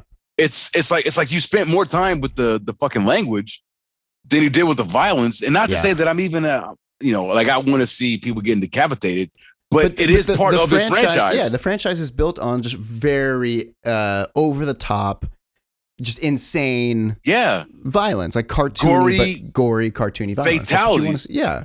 And like most of the fatalities that they did choose to use were from games that were like fucking years ago. Yeah. I'm like, so whoever made this game, have you seen it was Mortal Kombat 9, 10, 11? Like, it was all stuff from 1 and 2. Yeah. It's like these motherfuckers have been way beyond that, know? So for me, like, and like I said, as a casual Mortal Kombat fan, I find it, I'm just shocked that there are diehard Mortal Kombat fans that are making excuses for this film. And it's like, no, like, this just wasn't good. It's not good. I mean, arguably, if you're not that big of a fan of Mortal Kombat, you're a better critic of the movie because it's not going to influence your decisions. Like, you and I, like, yes, we've grown up with that around us, but it's not our thing. So we can judge the movie fairly based on what it is. Because I can assume that we both wanted it to be good and fun. And of course, of course. And I was looking forward to it a little bit. Like, and I was not expecting there to be a story. I just wanted wacky, crazy fights. That's all I was looking for. They didn't do that. And they did a story that was awful. There are 2 ways to do this movie well. One is Enter the Dragon. You just make it like Enter the Dragon. Yes. There's an island or, whatever, another dimension where a crazy guy holds fighting tournaments because he just wants to find the best fighters. Easy. Done.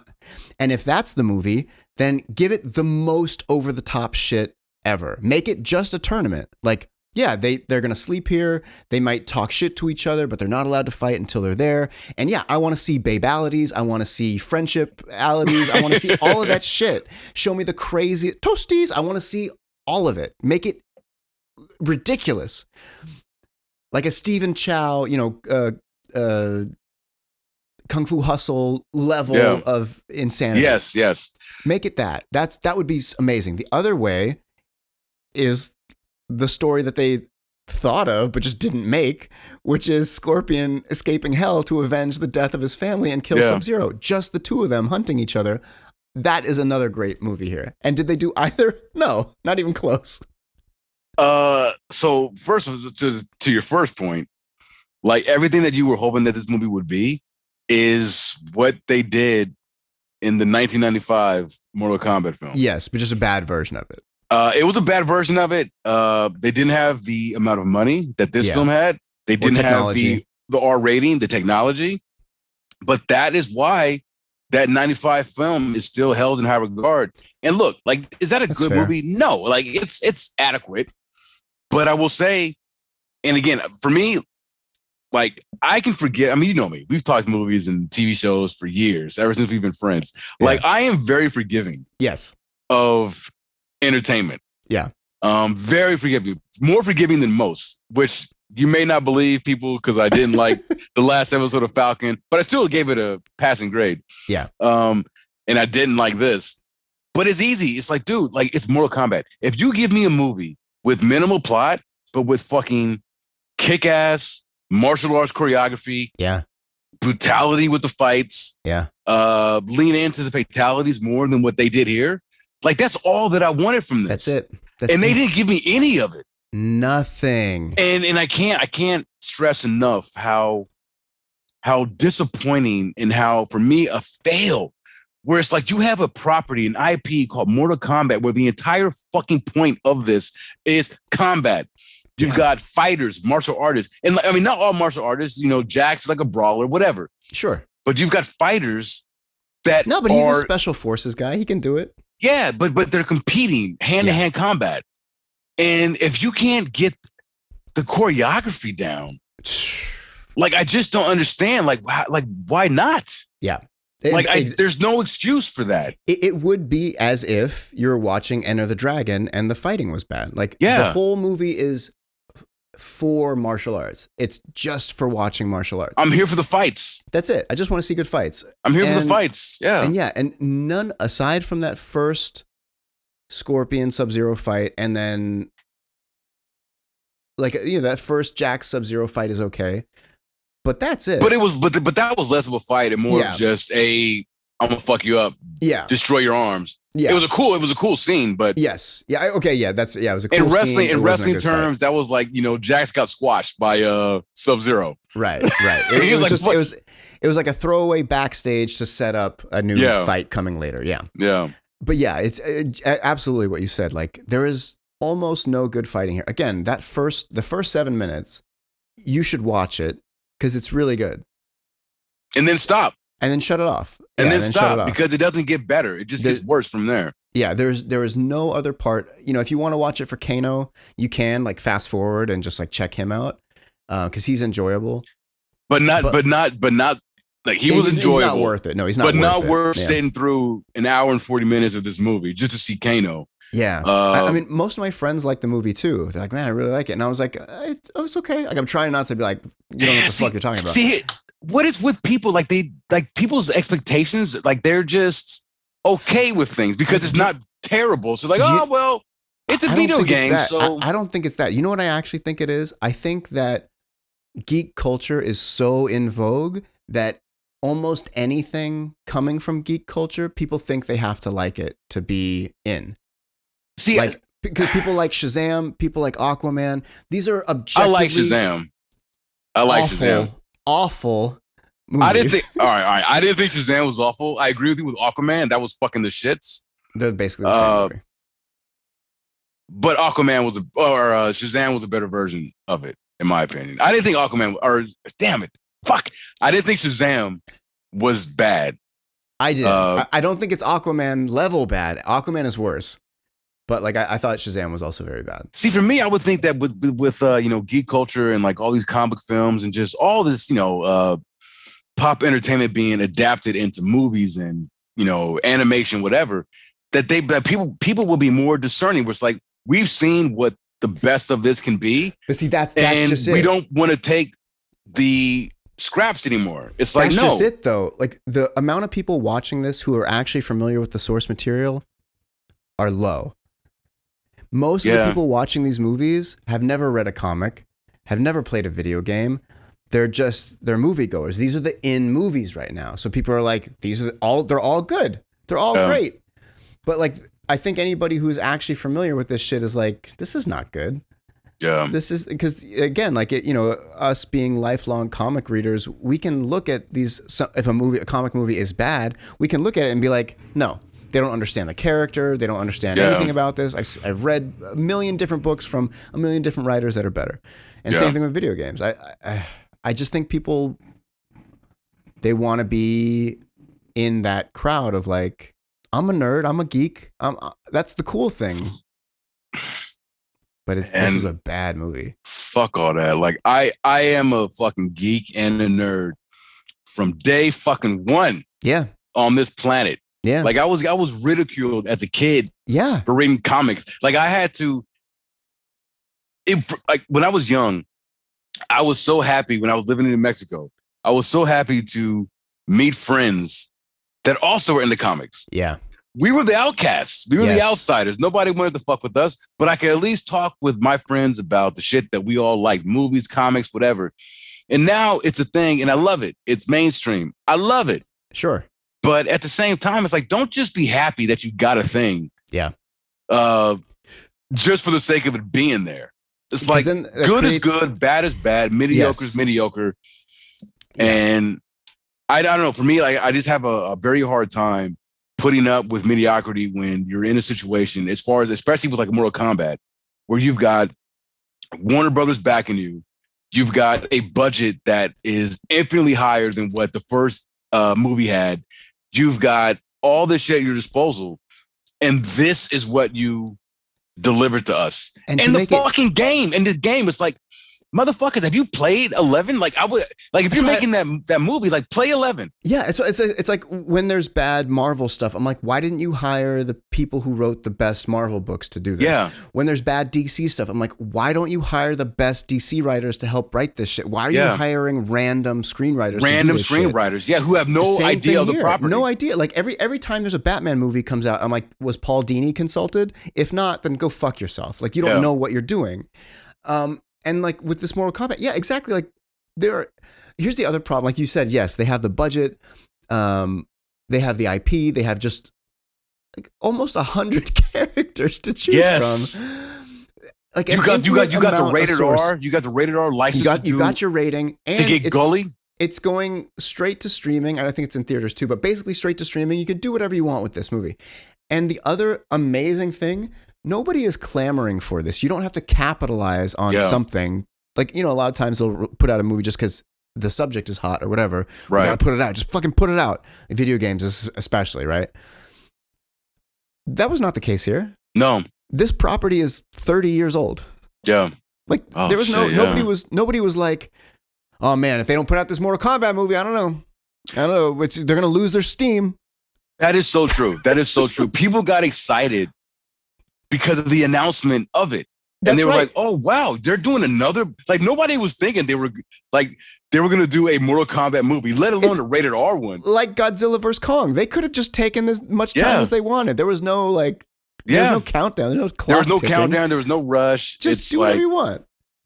Yeah, it really boggles my mind, like, how studios can whiff like that, especially because, like NetherRealm, the developer of the games, like they're owned by Warner Media. Like it's all part of the same company. Jesus. It's like, dude, like, I mean, maybe they consulted with people at NetherRealm, the writers of the story, whatever. But I seriously doubt it. And if they did, they probably they didn't take any of their ideas because, of course, they want to write their own thing. That's it. And it's just, it's like, there's just no, again, I go back to, there's just no excuse. Like, you give me a budget. I mean, I'm not a film director, but if I was, and if you give me a budget, and resources to develop a kick-ass martial arts action film, and they're like, just fill in the blanks, but it's got to be dope-ass martial arts. And I got money. I'm like, all right, I'm on the phone. And I'm contacting the people that were responsible for the raid. Yeah. Those choreographers to see if they're available. If they're not, then I'm calling the people that were responsible for John Wick. Yeah, of course. Atomic Blonde. It's like there's no reason for our fights to be anything less than what they had in those films. Yeah. And I'll make a story around that, And with a property like this, you don't need a story. There just doesn't need to be one. You barely need to give a shit about the characters. Like, if you just get charming actors, you're good. you're fucking good. Use doubles for everything. It doesn't literally doesn't matter. Just hire stuntmen to do it, to be the actors too, because the acting in this type of movie, the acting is really not that important. It's just not that important. I want to see good fights and good deaths. That's all I want to see. Good fights, the requisite carnage, fatalities. That's it. And that's another thing too. Like this, like even the games did a better job of, like, in the midst of a fight in the game, you see bruising and blood on the character models. I saw none of that. None. In this, none. It's like everybody's throwing punches where it's like, well, nothing registers. It's like watching like Man of Steel, Superman and Zod beating the shit out of each other. And ain't nobody really worse for wear after beating the piss out of each other for like 10 minutes. I'm like, well, I don't even care about this fight. Yeah, it was just all the way through. It's almost more offensive. Like, I would rather see a great concept executed poorly. Yeah, because it's like, I know they tried, they just couldn't get it done. No, exactly, yeah. Then see this, which is just like a terrible concept attempted to be executed well and then failing. Like, it was just so. It was awful. It was just. You're right about that, what you just said there, because as much as I'm railing against this movie, it's not the worst thing I've ever seen. No, here's by a long shot. Like, it's watchable. It's not that, you can watch it. It's watchable. Yeah, it's watchable. But I would have more respect for it if it took a chance and went a certain direction. One way, like, I'd have more respect for this film if it actually went for something, right? And like failed in that, but I could watch it and be like, this is bad.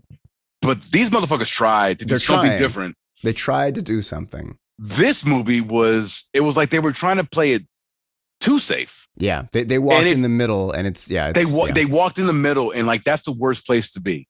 You know, it's like either you have a vision or you don't, and you dial into that vision, and it's gonna tip one of those ways where it's good or it's bad. Yeah.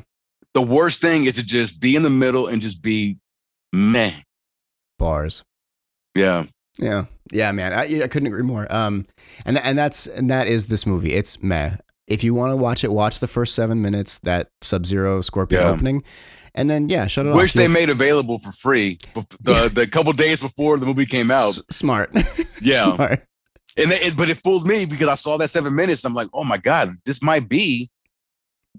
And all right, this might be the fucking the video game movie that can like really eclipse and kind of break out of, whatever kind of confines that, these video game adaptations have been in.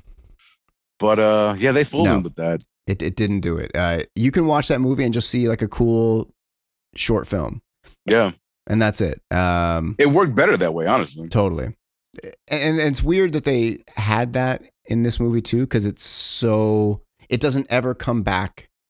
That style, that period piece never comes back into the movie. It's just that segment. It's like, that was the idea. Again, that initial concept. Whoa, wouldn't it be fucking amazing if they had like this ancient rivalry and Scorpion was actually like a peaceful family man and Sub-Zero was this horrible gang member that killed him, and that was it. And that actually, man. So okay, so Scorpion. So the beginning, it takes place 1600s, feudal Japan. Scorpion dies.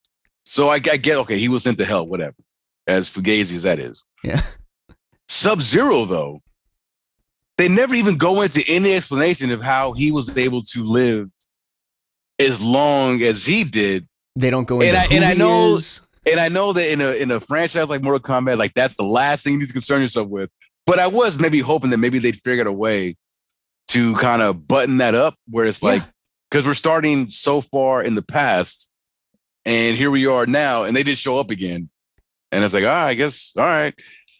And again, like, had the movie been fun up until that point, I wouldn't give a fuck. But it sucked, and now you got me asking questions for every single thing. And even with Shang Tsung, you get no information. I mean, obviously we know who he is because we played the games, but like the movie gives you nothing about him.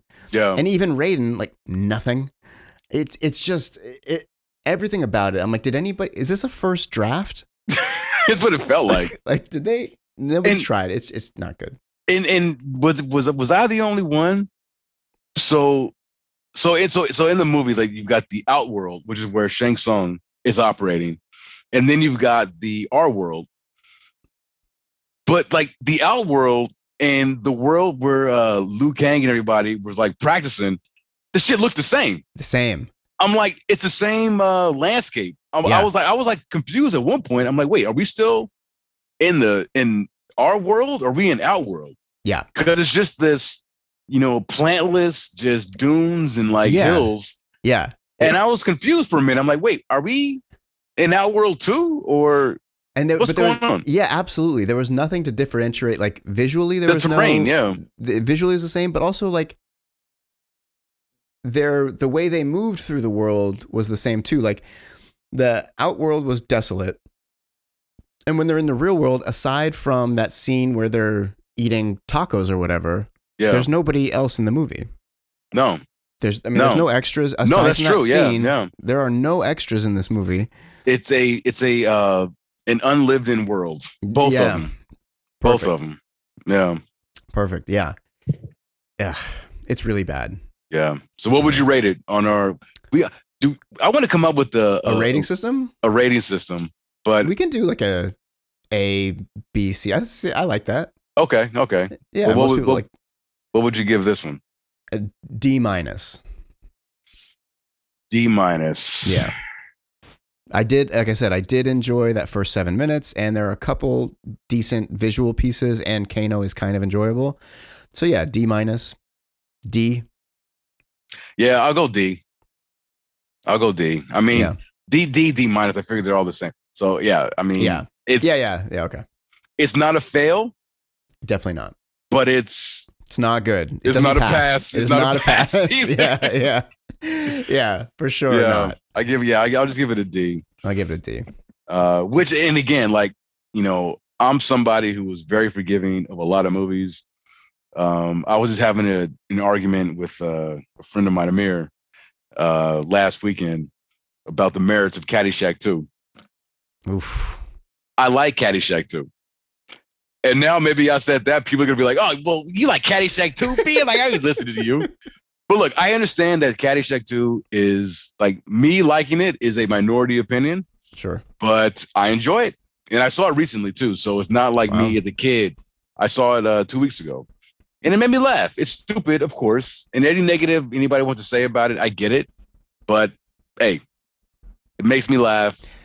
I was entertained by it. That's all that matters. I mean, I see with that, I think people, because the first Caddyshack is considered so classic, I think it would be tough for anybody to say they're into the second one. I'm not really into either of them. I just saw the first one again. I mean, I've seen it before, but I saw it last weekend. It didn't do anything for you. It doesn't. Like I think Caddyshack 2 is funnier, but yeah. I know I'll get flamed for that, but I don't care. Fine. Like, look, and just, I mean, I just this week again rewatched Deadpool 1 and 2. They're my favorite comic book movies, hands down. Both of them. No, okay. I cry in both of them. I laugh in both of them. The fighting is really good. So good. Really good. I mean, better. I mean, not to shit on Marvel, but like better than any Marvel fighting. Winter Soldier is the best they had. I was about to say Winter Soldier is the best they had. Yeah, and the fighting in Winter Soldier is good, and Deadpool is better than that. As good as that is. It's shot well. It's lit well. You know how I always getting on like coloring and lighting. Yeah. It's actually funny. They took a chance. They really did a thing. Like they had a vision and they fucking did it. Those Deadpool 1 and 2 are my favorite comic book movies. Hands down. I love both those films. I actually am partial to Deadpool 2.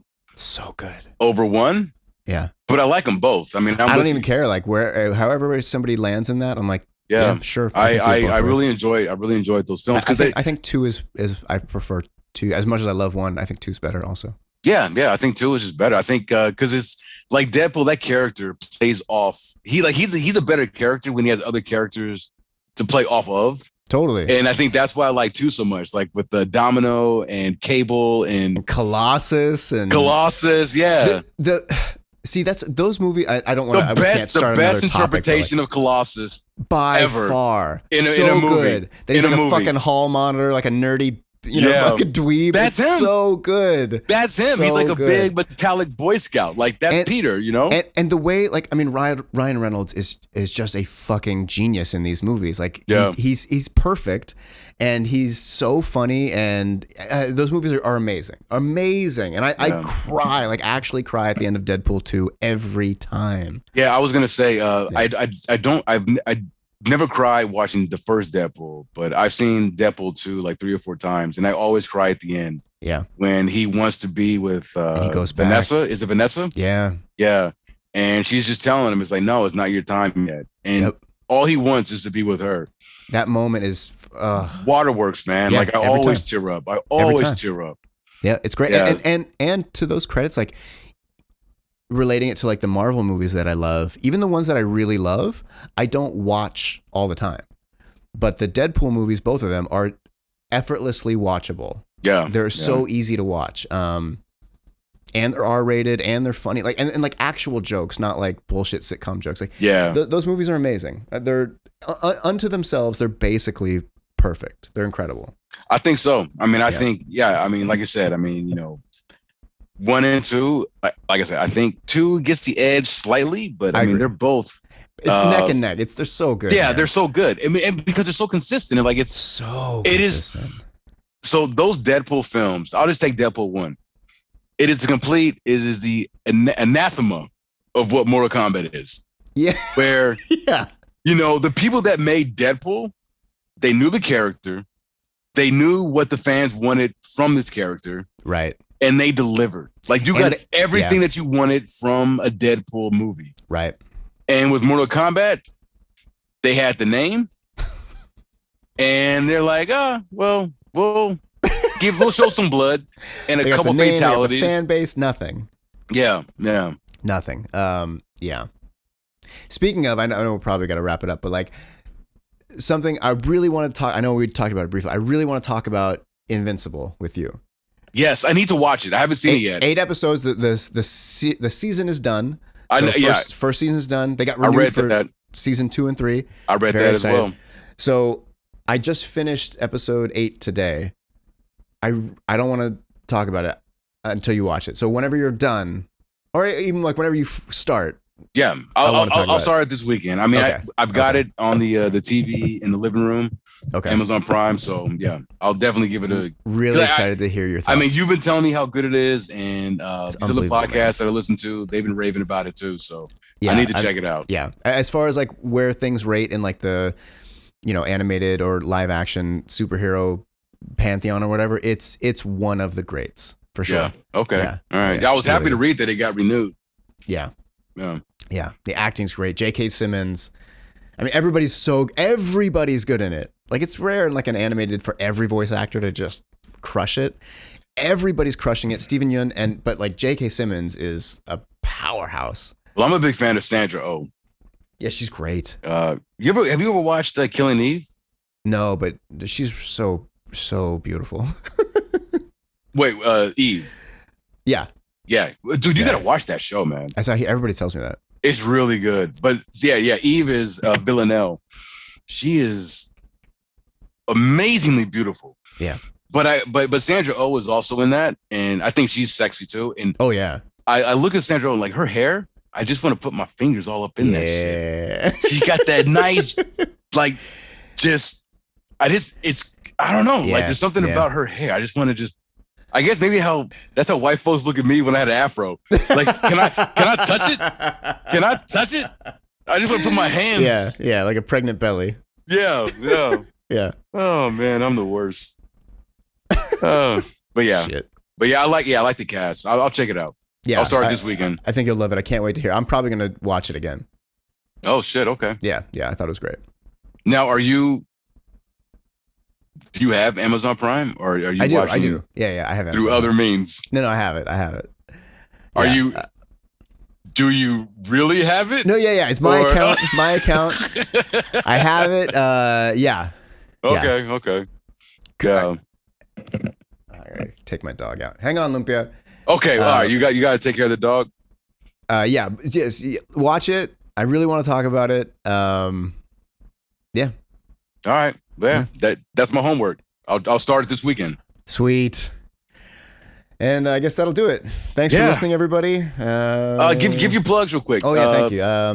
GrahamBaker.com/merch. And you can find me on all my socials there, too. And I think that's it. What about you? Nothing. So when I saw my boy Pete, who told me that he was listening to the show, I was wearing your hoodie.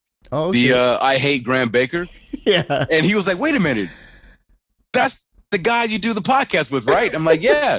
He's like, well, you guys are selling merch? I was like, no. I mean, this is his merch. Like, you can go to his web. And I told him they can go to, grahambaker.com to get this. Because I told him, it's like, well, he's a pro trainer, so he sells his own merch. Like, this isn't podcast related, but yes, this is my boy.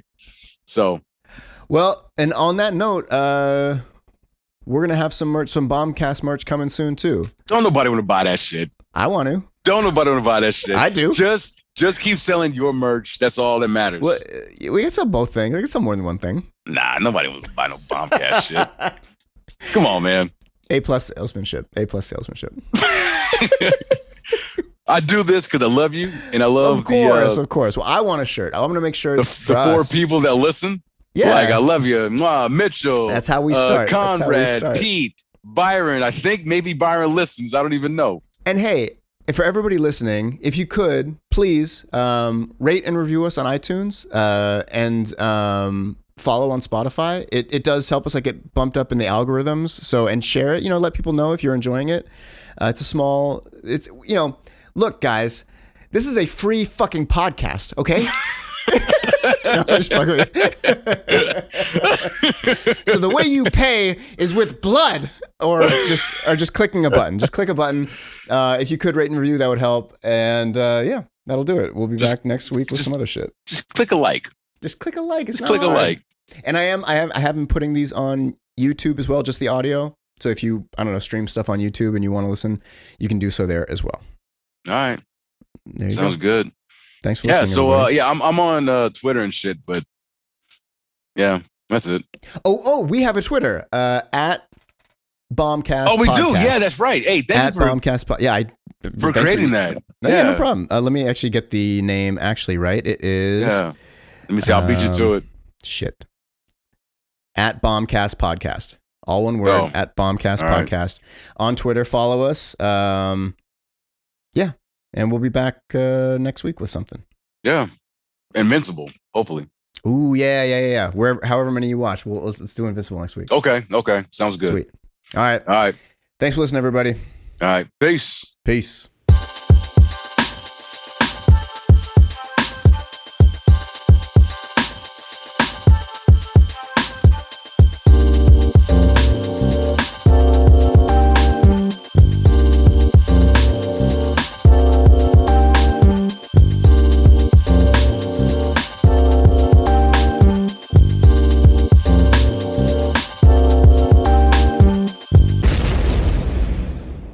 The Bombcast.